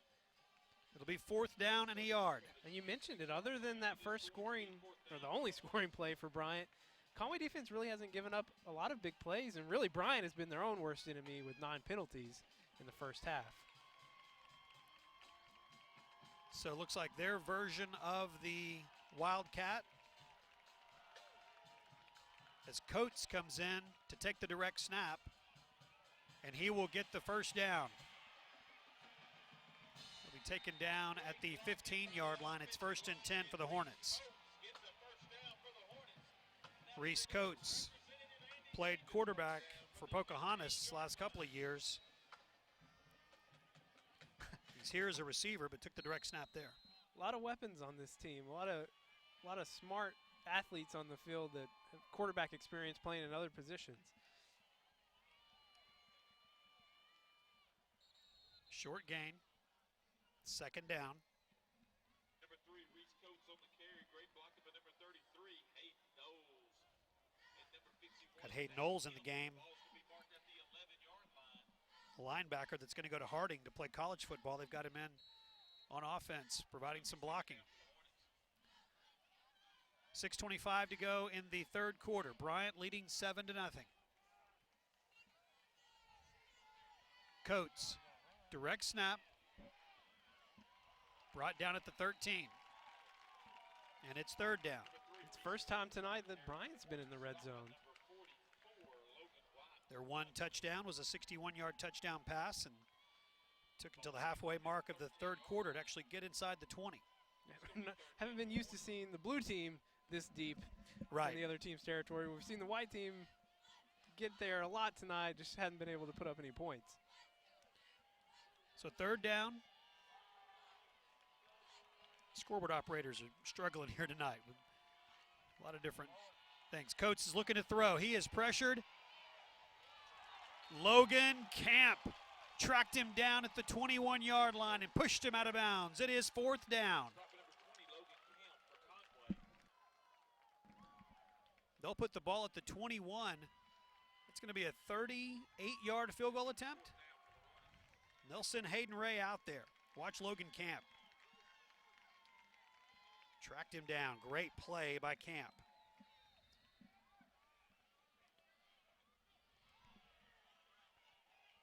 .38-yard field goal attempt coming up for Hayden Ray. He's their senior kicker, handles all the kicking duties just like Cameron Tilley does for us. Ball on the left hash mark.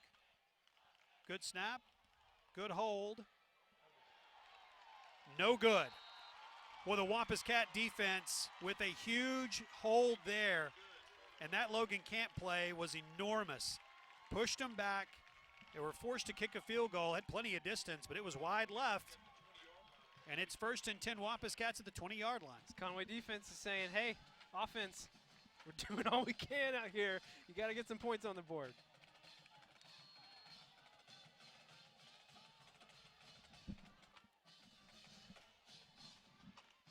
Parker Teague and McCall Dale in the backfield. There's that design run. Teague runs to the left. It'll be second down. Todd on the stop. This is not a critique of Parker Teague at all.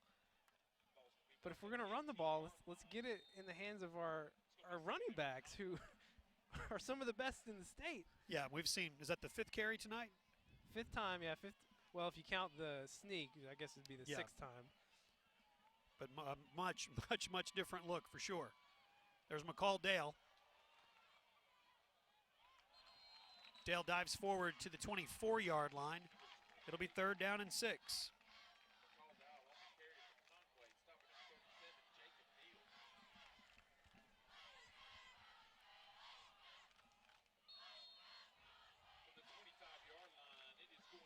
Third down and a long 5. 4:20 to go. Clock running as you see on your screen.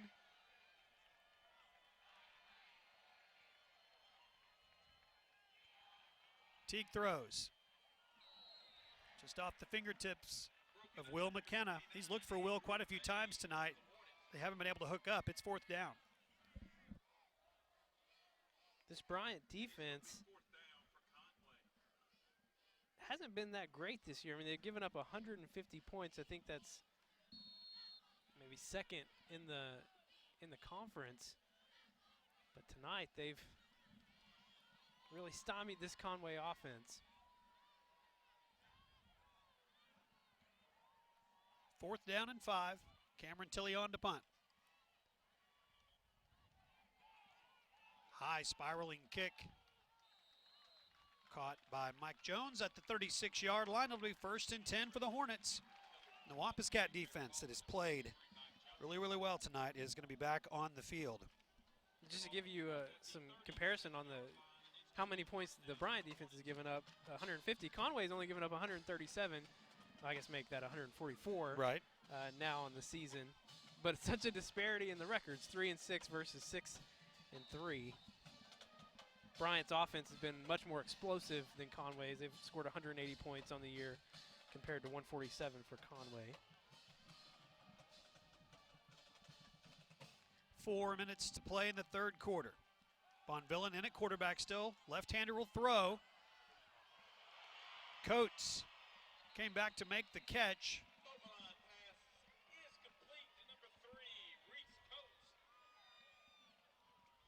3:55 to play in the third quarter. Cameron King was there in the coverage. And it's 1st and 10 from the 35-yard line. On the ground and into the secondary.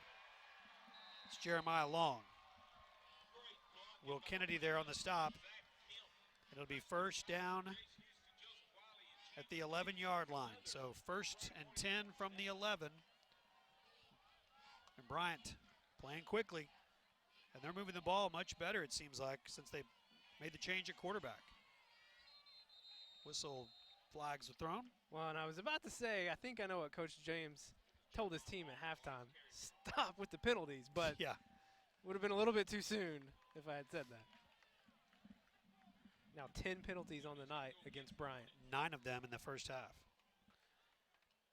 After the 5 yards, the ball's going to be marked at the 16-yard line. It's going to be 1st down and 15 for the Hornets. Parker Teague being checked on the sideline by the team doctor and training staff on that right shoulder. Run right up the middle. No go. Giovanni Johnson getting loose, throwing passes with Todd McMillan. And Andrew Rhea on the sideline. So we may see Giovanni back in at quarterback if Teague can't continue. Yeah, it looks like they're checking out the same elbow. 2nd down and 15. Jeremiah Long with the carry, and he is picked up and dropped by the Wampus Cats. Jalen Flood, Kawan Green, Nick Fletcher. Good job by those guys, and it brings up 3rd down.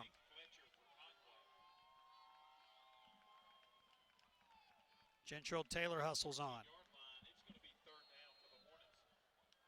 They got to get to the 1 for a 1st down.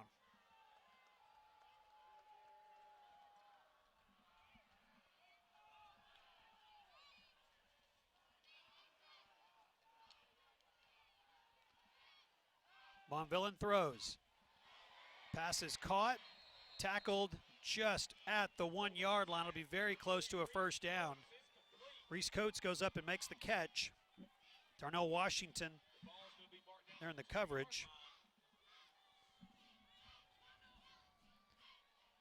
Pads are coming off of Parker Teague on the sidelines. Looks like they're having a looks like difficult time trying to get him off.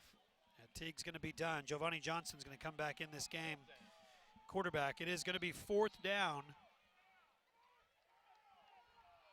Little confusion on the field. They still have. There's all kinds of confusion with the scoreboard operator and the sideline. They're going to hand the ball off to Cameron Coleman, and he gets in. But the chain operators and the folks working the press box across the way, not in very much sync tonight. Unfortunately, it wouldn't have mattered there as the running back Coleman got in the end zone and Bryant extends its lead to 13-0. Hayden Ray on to attempt the extra point. 2:09 to play in quarter number 3. And Giovanni Johnson is going to be called upon in these last 14 minutes to bring the Wampus Cats back from a 14-point deficit. We'll take 30 seconds and come back on Conway Corp Channel 5.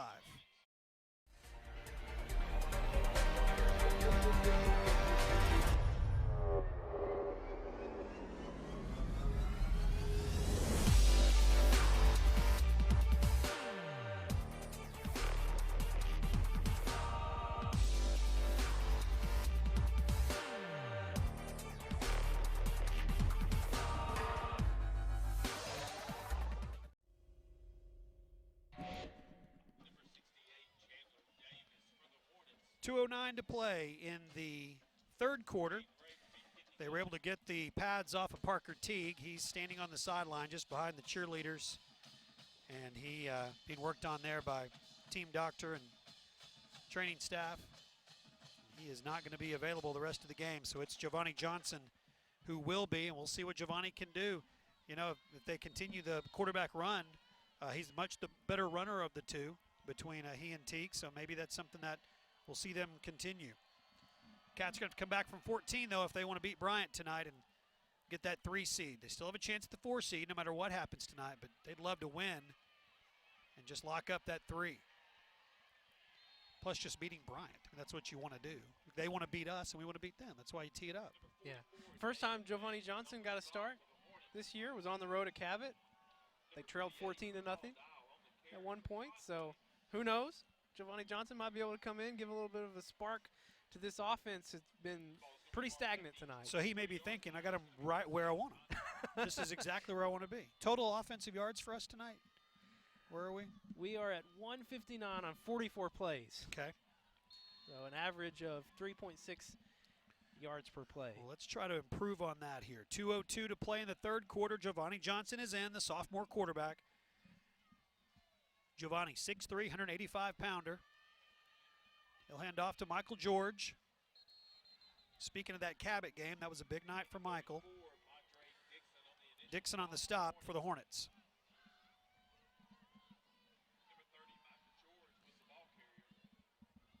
Picked up a yard, 2nd down and 9. Feels like it's been a long time since we've got to call Michael George's name. Yep. Had an injury that kept him out. And just saw so much of McCall Dale a couple of weeks back at Central. Johnson's pass is intercepted.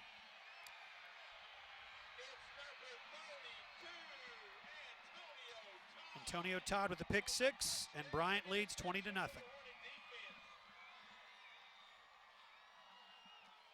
Tough situation to come into cold. You haven't played in a few games, and coming in the second half trailing. And just another bad decision by this Conway offense. Very similar to the Teague interception as well, out on the left side in the flats, and easy pick 6 for the Bryant Hornets.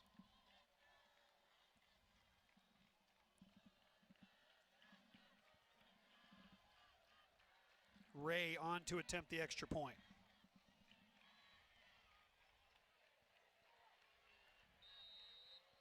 Minute 23 to play in the third. It's 21-0 Bryant. We're back in 30 seconds on Conway Corp Channel 5.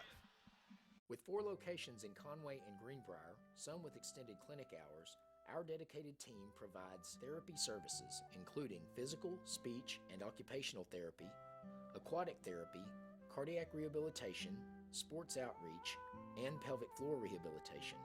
At Conway Regional, we are committed to providing all of our patients the highest quality of care.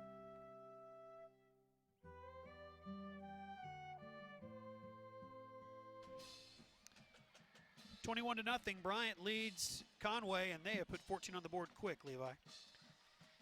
Yeah, this second half, things have changed in a hurry here in the third quarter for Conway, as the Conway offense just hasn't been able to move the ball, and Bryant has had good field position and been able to make some big plays, and no penalties other than the one here in the second half. Ray's kickoff is taken at the 5-yard line. And a big return past midfield. McCall Dale giving the Wampus Cats a little bit of a spark here with a minute 15 to play in the third quarter. Cats have good field position, 1st and 10 at the 45.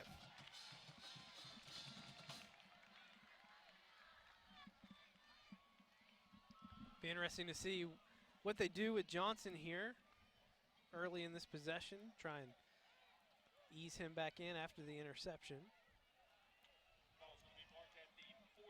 He'll bring McCall Dale with him in the backfield.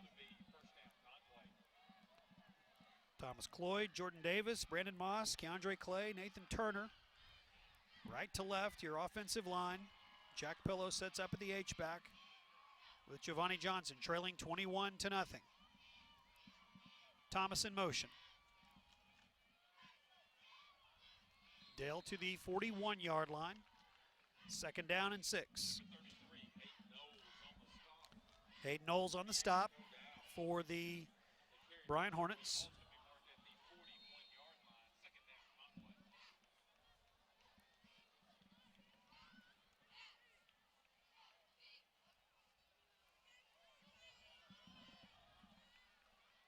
Johnson's thrown 4 touchdowns in his sophomore campaign.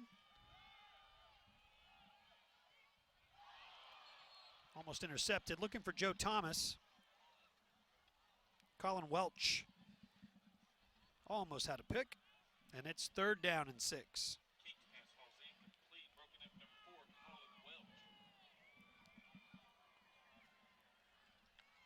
Will Kennedy hustles on the field. He'll be set up on the near side. 3rd down and 6.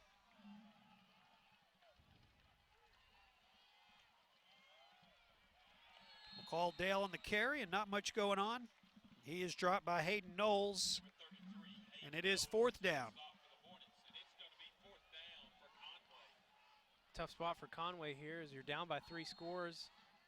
Just 18 seconds to go here in the 3rd quarter, and they're going to have to go for it here to try and get something going. Be able to let the quarter clock run out if they want to without snapping the ball. 4th down and 6. And they'll get the quarter break to talk about it. We'll take 60 seconds here between the 3rd and 4th quarters and come back with the final quarter of the regular season. 60-second break and we're back on Conway Corp Channel 5.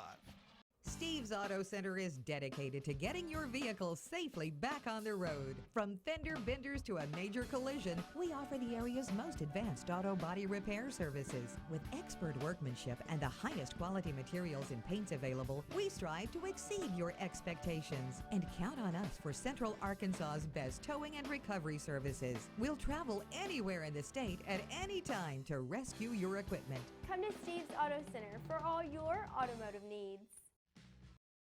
With 4 locations in Conway and Greenbrier, some with extended clinic hours, our dedicated team provides therapy services including physical, speech, and occupational therapy, aquatic therapy, cardiac rehabilitation, sports outreach, and pelvic floor rehabilitation. At Conway Regional, we are committed to providing all of our patients the highest quality of care.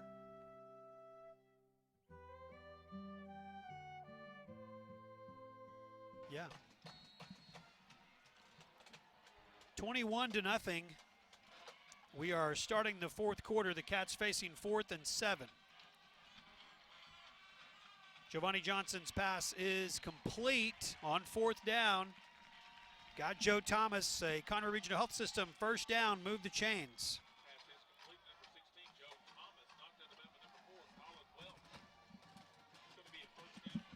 Big time pass from the sophomore here. We talked about it earlier, coming into the middle of this game, and he had the interception on his first possession.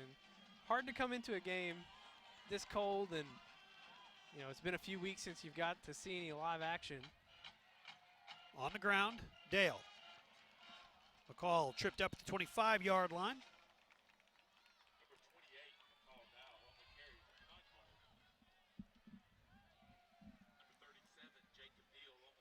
Neal on the stop. We'll update the scores for you as we get them here. Cabot is still leading North Little Rock 21-13. Northside is on top of Southside 31-6. But of particular interest right now is that Cabot and North Little Rock game. If Cabot can win that game over North Little Rock, they will take the 4 seed from Conway and send Conway on the road next Friday night. McCall Dale with the carry. Robinson with the stop. And I say next Friday night, it might be another night next week. Because it looks like Bentonville and Bentonville West are both going to host games next week. There's a chance that they could be one Thursday, one Friday, or anyway. That's a problem because they share the same stadium. They share the same stadium. Yeah, I guess that's an important part of the story there. We'll know all more about that here in a few minutes, but the Cats trailing by 3 scores and Cabot leading 21-13. If those scores hold, then we're on the road next week.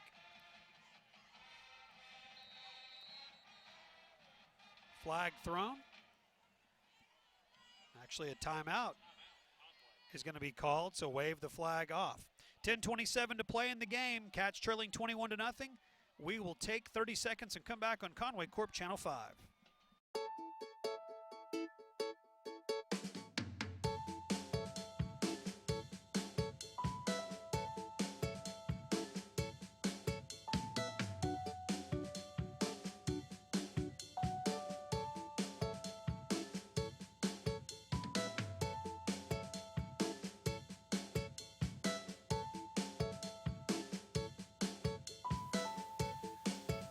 It's hard to stop a train. 10:27 to play in the game. It's 21-0. Bryant is leading Conway. And taking a look at these playoff scenarios, already in our conference in the 7A Central, Northside is locked up one no matter what happens. Now what they're playing for is a perfect regular season, which they desperately want, and they want to beat Cabot tonight. But no North matter Little Rock. Who did I say? I think you said Northside. I'm sorry. North Little Rock is 1, Northside is 2. Had the Norths on my mind. North Little Rock 1, Northside 2. The winner of this game will be the 3 seed. The loser, not necessarily the 4, because if Cabot can pull off this upset, and they're leading 21-13 right now, then they would sneak into the 4 seed. Conway would drop to the 5, and on the road next week against Bentonville West. If Cabot loses, and we lose, we're the 4 seed. We're tied with Cabot record-wise in 7A Central play, but we beat Cabot back in week 6, so we would have the tiebreaker. That's correct. So we need to be rooting for North Little Rock and Conway right now. Pass to McCalldale for a touchdown. How about a big comeback? Let's just take care of it here. We'll get the win and not have to worry about anything else going on in the state tonight. Going to have to keep coming back, though, trailing 21-6. Giovanni Johnson to McCalldale. We've seen Conway try and run these, for lack of a better term, trick plays this season, and none of them have really worked, but perfectly executed here with McCalldale running that wheel route out on the left, and another great pass from Giovanni Johnson. He's had 2 great passes and 1 not-so-great pass. Both have led to touchdowns. 1 for us, 1 for them. Cameron Tilley's kick is not pretty, but it's good, and he continues his perfect extra point streak this season. It's 21-7. The Cats trailing by 14. 10:22 to play. We'll come back in 30 seconds on Conway Corp Channel 5. When someone you love is in the hospital, you want to feel helpful. So you do what you can to make them feel better. And you want to ensure they have the best care possible. That's why you trust Conway Regional.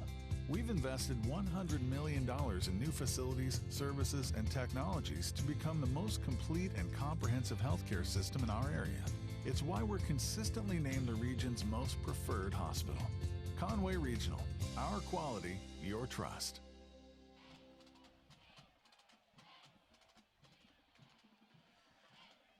$10:22 to play in the game, and the Cats are on the board for the first time tonight. They've had plenty of opportunities, Levi. Finally getting on the board 21-7. This Cabot North Little Rock game, we've talked about it a lot tonight, but particular interest for Conway. And you know, a few weeks ago, this North Little Rock Cabot game looked like it was going to be the game of the year in the 7A Central. Things kind of changed for Cabot due to some injuries. Loose ball inside the 5-yard line. Flag comes in inside the 5-yard line. Finally slips at the 10, and Kayvon Holder was there.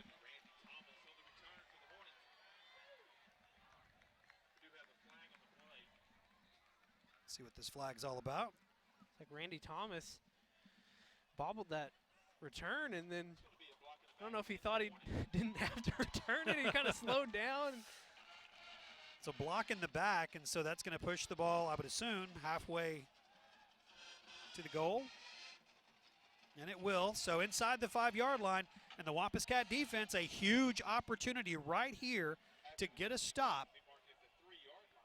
Great field position defensively for the Cats. 21-7 with 10:11 to play in the game.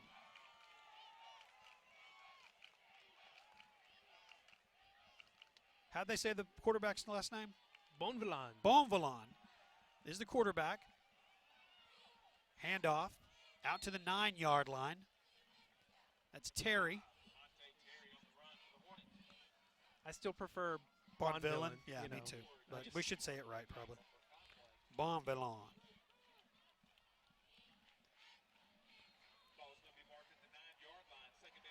Second down, just under 10 minutes to play. With Cat defense, a 3-and-out here would be so nice. Third down coming up. DeMonte Terry gets the carry once again. Cat defense stood him up. Third down.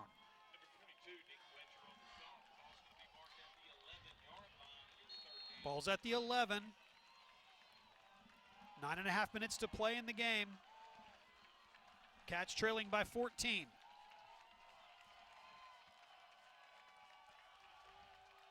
Third down and 4.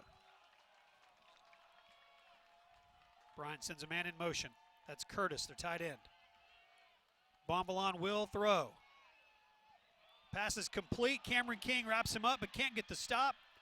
Will Kennedy pushes him out of bounds. Pass was complete to Cameron Coleman. That's going to be enough to move the chains. 1st and 10. Cameron King going to be kicking himself after he had that him. One. Yeah. And then it's just those fundamentals that can come back to bite you, especially when you're on the road.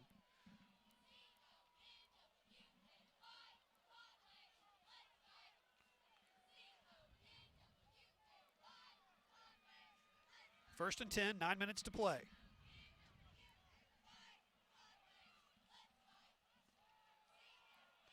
Stay on the ground.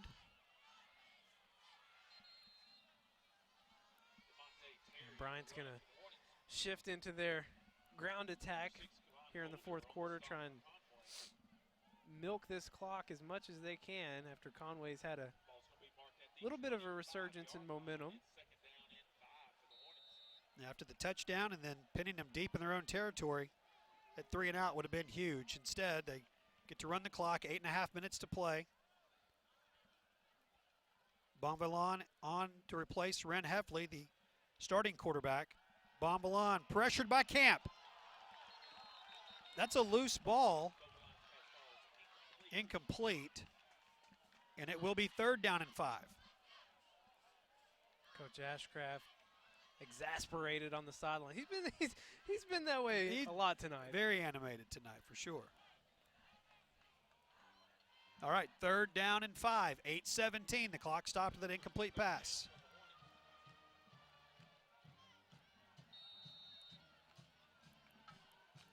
Darian King, Gentrell Taylor, all with their hands down along with Donald Joshua. They'll put some pressure on Bonvillain.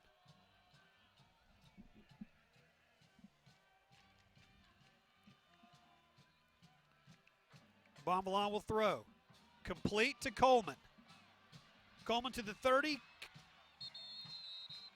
Carlton Hood gets him out of bounds, but not before he picks up the 1st down. Bryant's had a lot of success tonight with these little swing passes out to the running backs. Just been a lot of space out there in the flats. And with these athletes that Bryant has to work with, it's just find ways to get them the ball quickly and let them run some havoc. Yeah, those 2 3rd down pickups hurt, and that's something that the Cats have allowed way too much of. It's going to cost them 5 yards there, and the clock will stop at 8:10 with the whistle.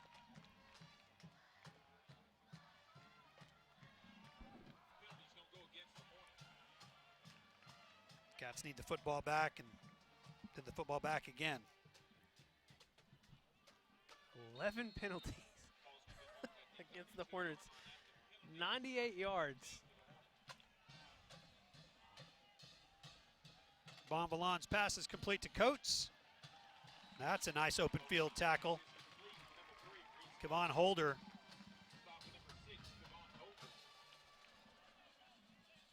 Second down and long. Been pretty impressed with our corners the last few weeks of the season. We talked about Banks earlier. Holder here on that play.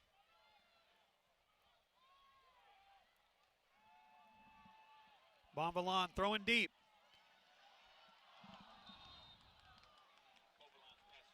Jackson Freeman looking for another interception on the season. He's got 2. It'll be 3rd down and 17.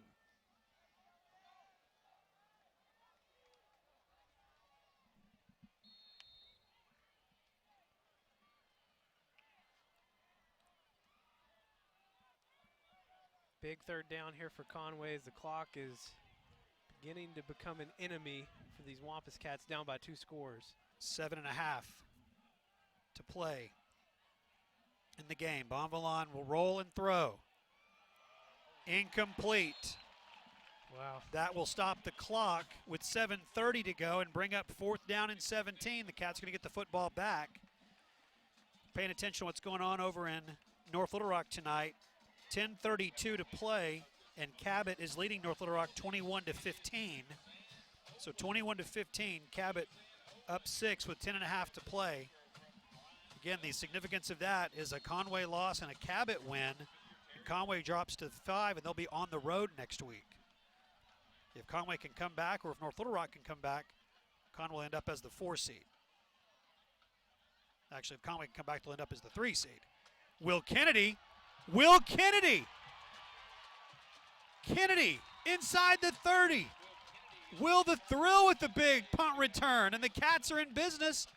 1st and 10 with good field position. Flag on the play. You've been exasperated I tonight, am too. exasperated. Will Kennedy getting the punt return there. You're used to seeing McCall returning the punts. He was out on the field, but didn't field that punt. So it's a penalty against the Cats.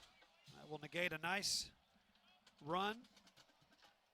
Nice return by Will Kennedy. So this is where we've gotten into the 0-5 Conway territory that we saw earlier in the season. Yeah. Penalties and turnovers. You got the 2 interceptions tonight. Turnover on downs. Just been in the red zone too many times, but haven't been able to put up but just 7 points. And looking too much like the early Conway. Right. Kip Van Hoos in the game along with Giovanni Johnson. Coach Ashcraft talking to Will Kennedy. It's a nice return by Will. Now the officials will talk a little bit more. And despite all of that adversity, 7:18 left, down by 2 scores, there's still time. Absolutely there's time. And you know this team has got some big play capabilities. Let's see if they go back to the, I'm calling it loosely trick plays. It's not a Boise State situation. Johnson throws. Incomplete. Surprised you would go there, the OU fan that you are. I am, but I'm also a grown-up. The Levi, Statue of Liberty, is yes, that that's what it part of it. It's just a game. That's all it is. Just one long, hurtful game. That's what that was. I admire your I don't even know the word. I appreciate you admiring that. I know what you mean. 7:13 to play. 21-7. Handoff. That's Van Hoos. It'll be 3rd down. Kawan Robinson with the stop.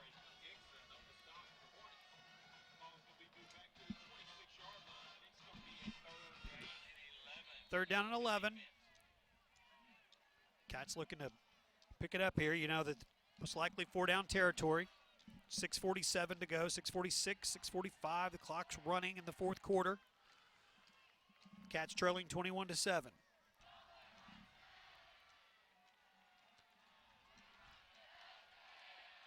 Giovanni Johnson throwing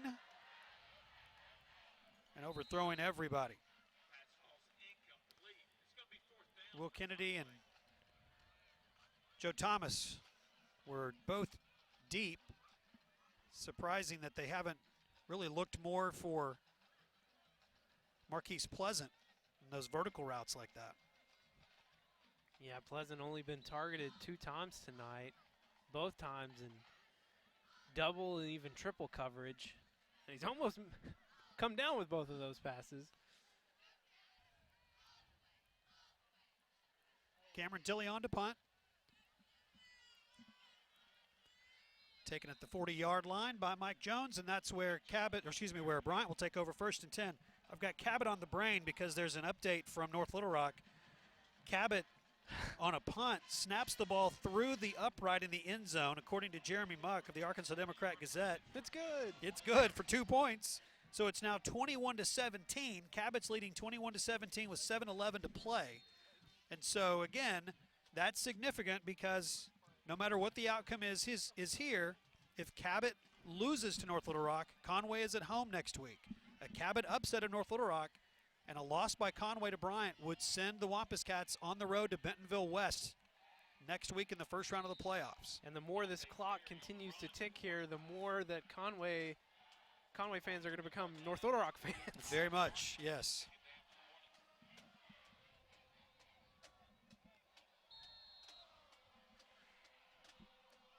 The other game of significance that we're all paying attention to here, tip ball is incomplete. How surprised are you at the play calling here? They're still throwing the ball down the field, possible interception, stopping the clock for the Wampus Cats. Real quickly, in the fourth quarter, Rogers is leading Springdale 30-21. The winner of that game is the 5 seed, the loser is the 6 seed. And so if these two teams that would be in the 3 and the 4, that's who they would play, would be either one of those two. If we end up being the 5, we're going to be going on the road. That's right. If we're the 5, we're on the road to Bentonville West next week. Flag, clock will stop with 5:52. They keep giving Conway opportunities here to stop this clock. Cats still have 2 timeouts, but they haven't had to use them. 12th penalty of the game against Bryant. They're now over 100 yards in penalties.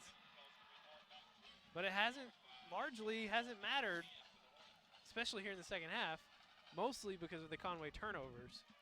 3rd down and 10 at the 40-yard line. Now, of course, the big turnover, that pick 6. Giovanni Johnson picked off by Antonio Todd and returned to make it 21-0. Cats have scored since then and looking to get the ball back. It's 3rd down and 10. Bonvillain rolls and throws. They needed 10 yards. They got 11. Bonvillain's pass complete to Landon Smith. Big pass. Big conversion. 5.5 minutes to play when they picked up that first down. We'll see how much longer this drive goes. Just found the nice little gap in that zone defense, and the lefty gunslinger delivered it right there. On the ground along. Good hard running to the 46.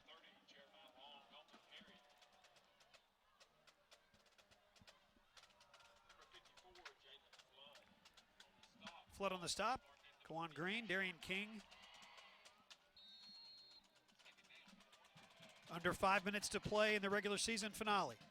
The Cats season will continue next week. Who do we play and where do we play? We don't know. We'll have some answers in the next little bit. Live tonight from Bryant. Bonvillain's pass is incomplete. That'll stop the clock with 4:32 to play.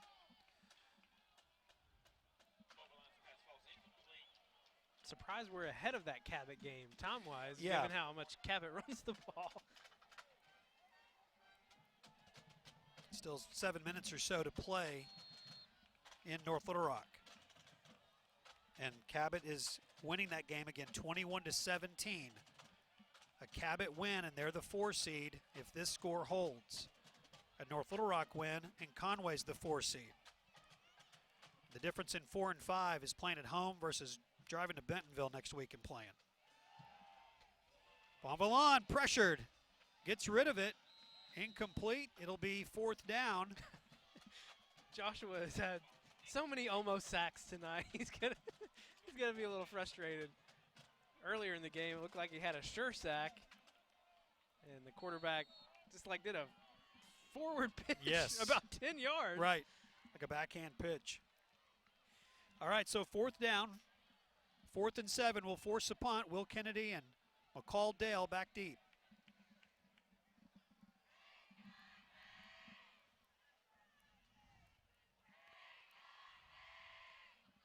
Ray's punt.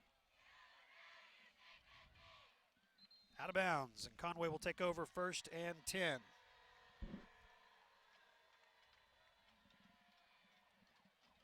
So the Cats trail by 14. There's 4:19 to play. They have 2 timeouts. And the ball is on the 25-yard line. Again, the latest update from from North Little Rock is Cabot 21-17 with 7 minutes to play. Michael George back in.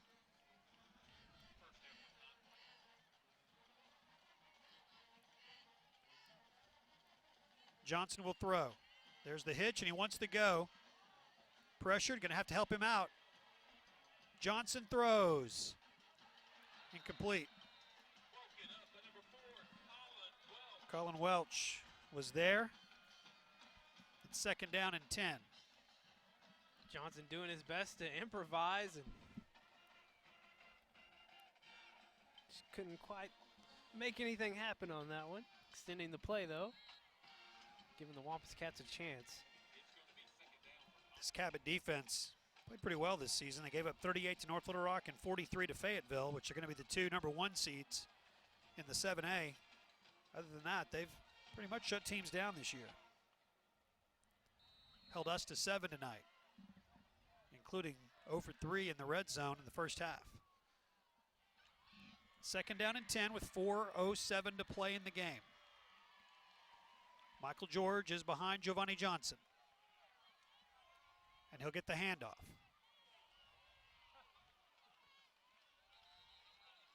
Took a bunch of them to bring him down. It'll be third down. The holes just have not been there tonight for these Conway running backs. They've been hitting the backfield probably more often than they've been hit across the line of scrimmage. Yep. And then when they have had big runs, more than a few of them have been called back due to holding calls. Right. And this third down. Conway offense goes as the ground game goes. Johnson throwing deep. It's fourth down.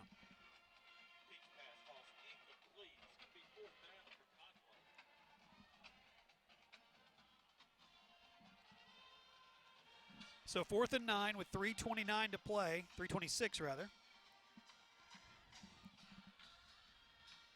You do not see Giovanni Johnson underthrow on a deep pass. No, he's got a big arm for sure.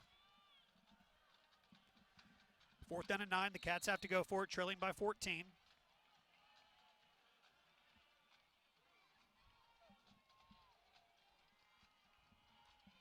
Looking deep again. Got him. Huge pitch and catch. That's to Marquise Pleasant. You wonder when they would target him again. They did, and he made the catch. Moved the chains. It's a Conway Regional Health System. First down at the 37-yard line. It's now 2 fourth down plays that Johnson has converted. This time, big long pass to Pleasant, who has been kept in check tonight, been pretty much a non-factor. And as that is happening, good news from North Little Rock. A touchdown for the Charging Wildcats with 4:55 to play, and North Little Rock leads Cabot 25-21. Giovanni Johnson sacked by Kawan Robinson. It'll be second down. If I knew North Little Rock's fight song, I would start humming it. Yeah, if you're just tuning in and wondering why we need North Little Rock, we being Conway, need North Little Rock to win. The way we understand it, we'll be tied with Cabot. Obviously, we'd have the same record if the scores hold, but we would have the tiebreaker with the head-to-head, so we would host next week. Otherwise, if Cabot comes back and beats North Little Rock, and we can't come back and beat Bryant, then we're on the road at Bentonville West next week. Giovanni Johnson throws high. Third down. And as much as we love being on the road, we love being live, Wampus Cats to go, that is all true. that good stuff. Let's be on the road in 2 weeks, maybe. Yeah, you wanna have a home game where you can. That is correct. The playoffs. So our attention is divided here between North Little Rock and Bryant. 2 minutes and 40 seconds to play. 21-7, Bryant leads. Conway looking to score. Get the football back quickly to try to tie it up. Swing pass out to McCall Dale. McCall taken down at the 39-yard line. It's 4th and 12. Brooks Ellis makes the stop. And the Wampus Cats facing 4th down again. They had a huge 4th down pickup a moment ago. Johnson's played his best on 4th down tonight. See if he can pick it up here. Marquise Pleasant is the receiver you see on the near side there, close to the 40. Johnson pressured and will be sacked by Kawan Robinson at the 48-yard line, and the Hornets will take over 1st and 10 on downs. Under 2 minutes to go. And it looks like the Hornets are going to get the win tonight. Well, let's go Charging Wildcats. Yeah, but we'll keep an eye on that one for you. Again, 4:55 to play. We're a little bit ahead of them, so by the time we go off the air, we may not have an answer on that game. But North Little Rock has taken the lead there, and again, that's good news for Wampus Cat fans right now. Well, we can just extend our broadcast. I'm sure the crew will be fine with that. Hey, if I remember correctly, they've shut the lights off on us in Bryant a few times. And Rogers is taking care of Springdale, so Rogers is going to be that 5 seed. Springdale will be the 6. That means if the score holds, Springdale will be coming here to take on Bryant. And whoever the 4 seed is, either us or Cabot, will be getting Rogers. Timeout called by the Wampus Cats. 1:45 to go. We'll take 30 seconds with them and come back on Conway Corp Channel 5. Odd Insurance has been protecting what's important for over 100 years. And while Conway has changed over time, our commitment to be there when you need us most hasn't. We are still your local independent agent for all your insurance needs. And being independent means we have options. More companies, more agents means more options for you. You ought to call us today. That's Odd Insurance in downtown Conway. 1:45 to go in the regular season finale. Cats will be in the playoffs next week. Who will they be playing? Where will they be playing? Well, we still don't know. We're getting a little clearer picture, but certainly nothing is set in stone yet. Fayetteville did win tonight, so they are wrapped up. They have wrapped up the 1 seed. Harbor's wrapped up the 2, Bentonville the 3. And Rogers is about to beat Springdale, so the West is all taken care of. The Central, not so much. Bonvillon with the carry, dropped at the 47-yard line of Conway. And it will be 3rd down. Conway has 1 timeout left. They're not using it here. 90 seconds to go, trailing by 14.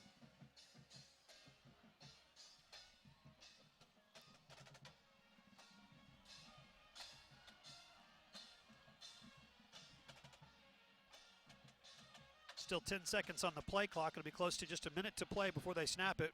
3rd down and 5.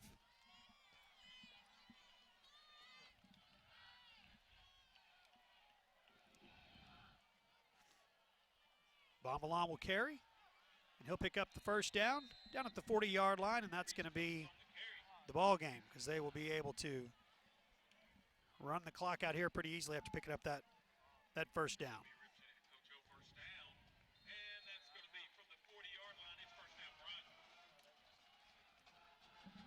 So again, the West is set. Fayetteville the 1, Harbor the 2, Bentonville the 3, Bentonville West the 4.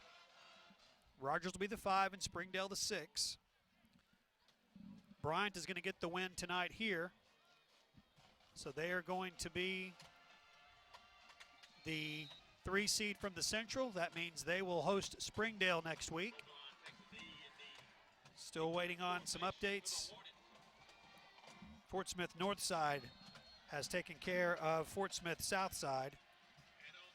And so with that game just about to be wrapped up, Northside is going to shut Southside out, and that's going to put Little Rock Catholic, I believe, as the 6th seed now in the 7A Central.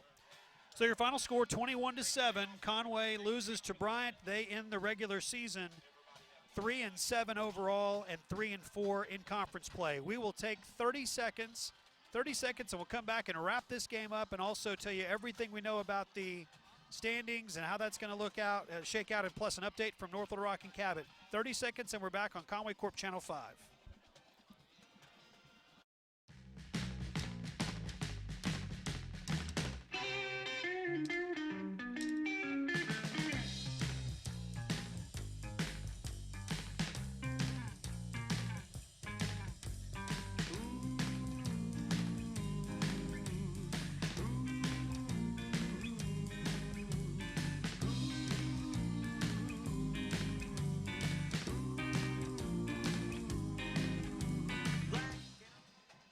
And Bryant and Conway are shaking hands at the center part of the field here. Final score again, 21-7. Bryant gets the win.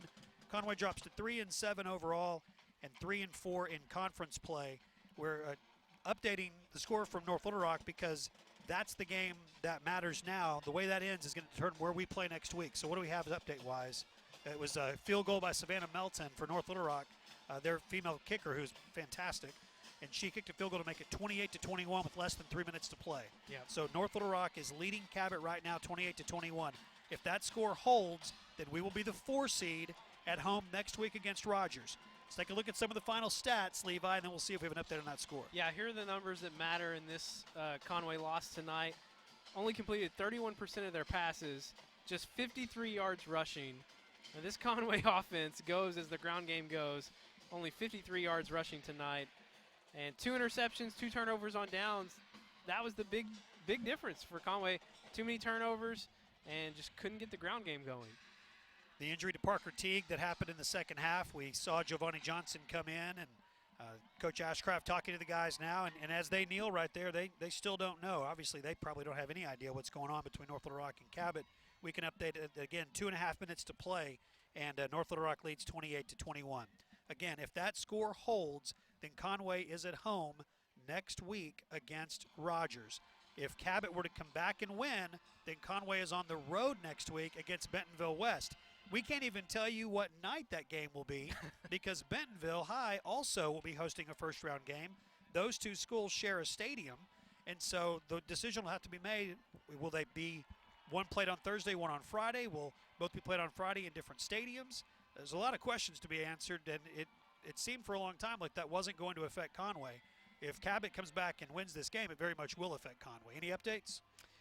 4th and 10 at their own 35. Cabot is out of timeout, so if they don't convert here, okay. So no timeouts to go, and so Conway looking good to be at home next week. We will, again, don't know for sure. I'm trying to stretch here a little bit, but I don't know if we can stretch this long because they'll probably stretch it out too. So we're going to go ahead and wrap things up here. 21-7, the final score. Pay attention to social media. We'll let you know. We'll have promos that will be running to let you know when the Wampus Cats will be playing next week. If it's at home, come out and root this team on. This is a scrappy bunch of players. They're the best 3-7 team in the state. They were the best 3-6 team. They're the best 3-7 team, and they can end up 3-7 and hosting a first-round playoff game, which is pretty kind of amazing, but that could happen. So anyway, final score 21-7 for Levi and for Stats and for Justin and the entire Channel 5 crew. It's been a great night here. Didn't go the way we wanted it to go, but always fun to come to Bryant, and this rivalry is as strong as ever between Conway and Bryant. We'll see you next week with the playoffs on Conway Corp Channel 5.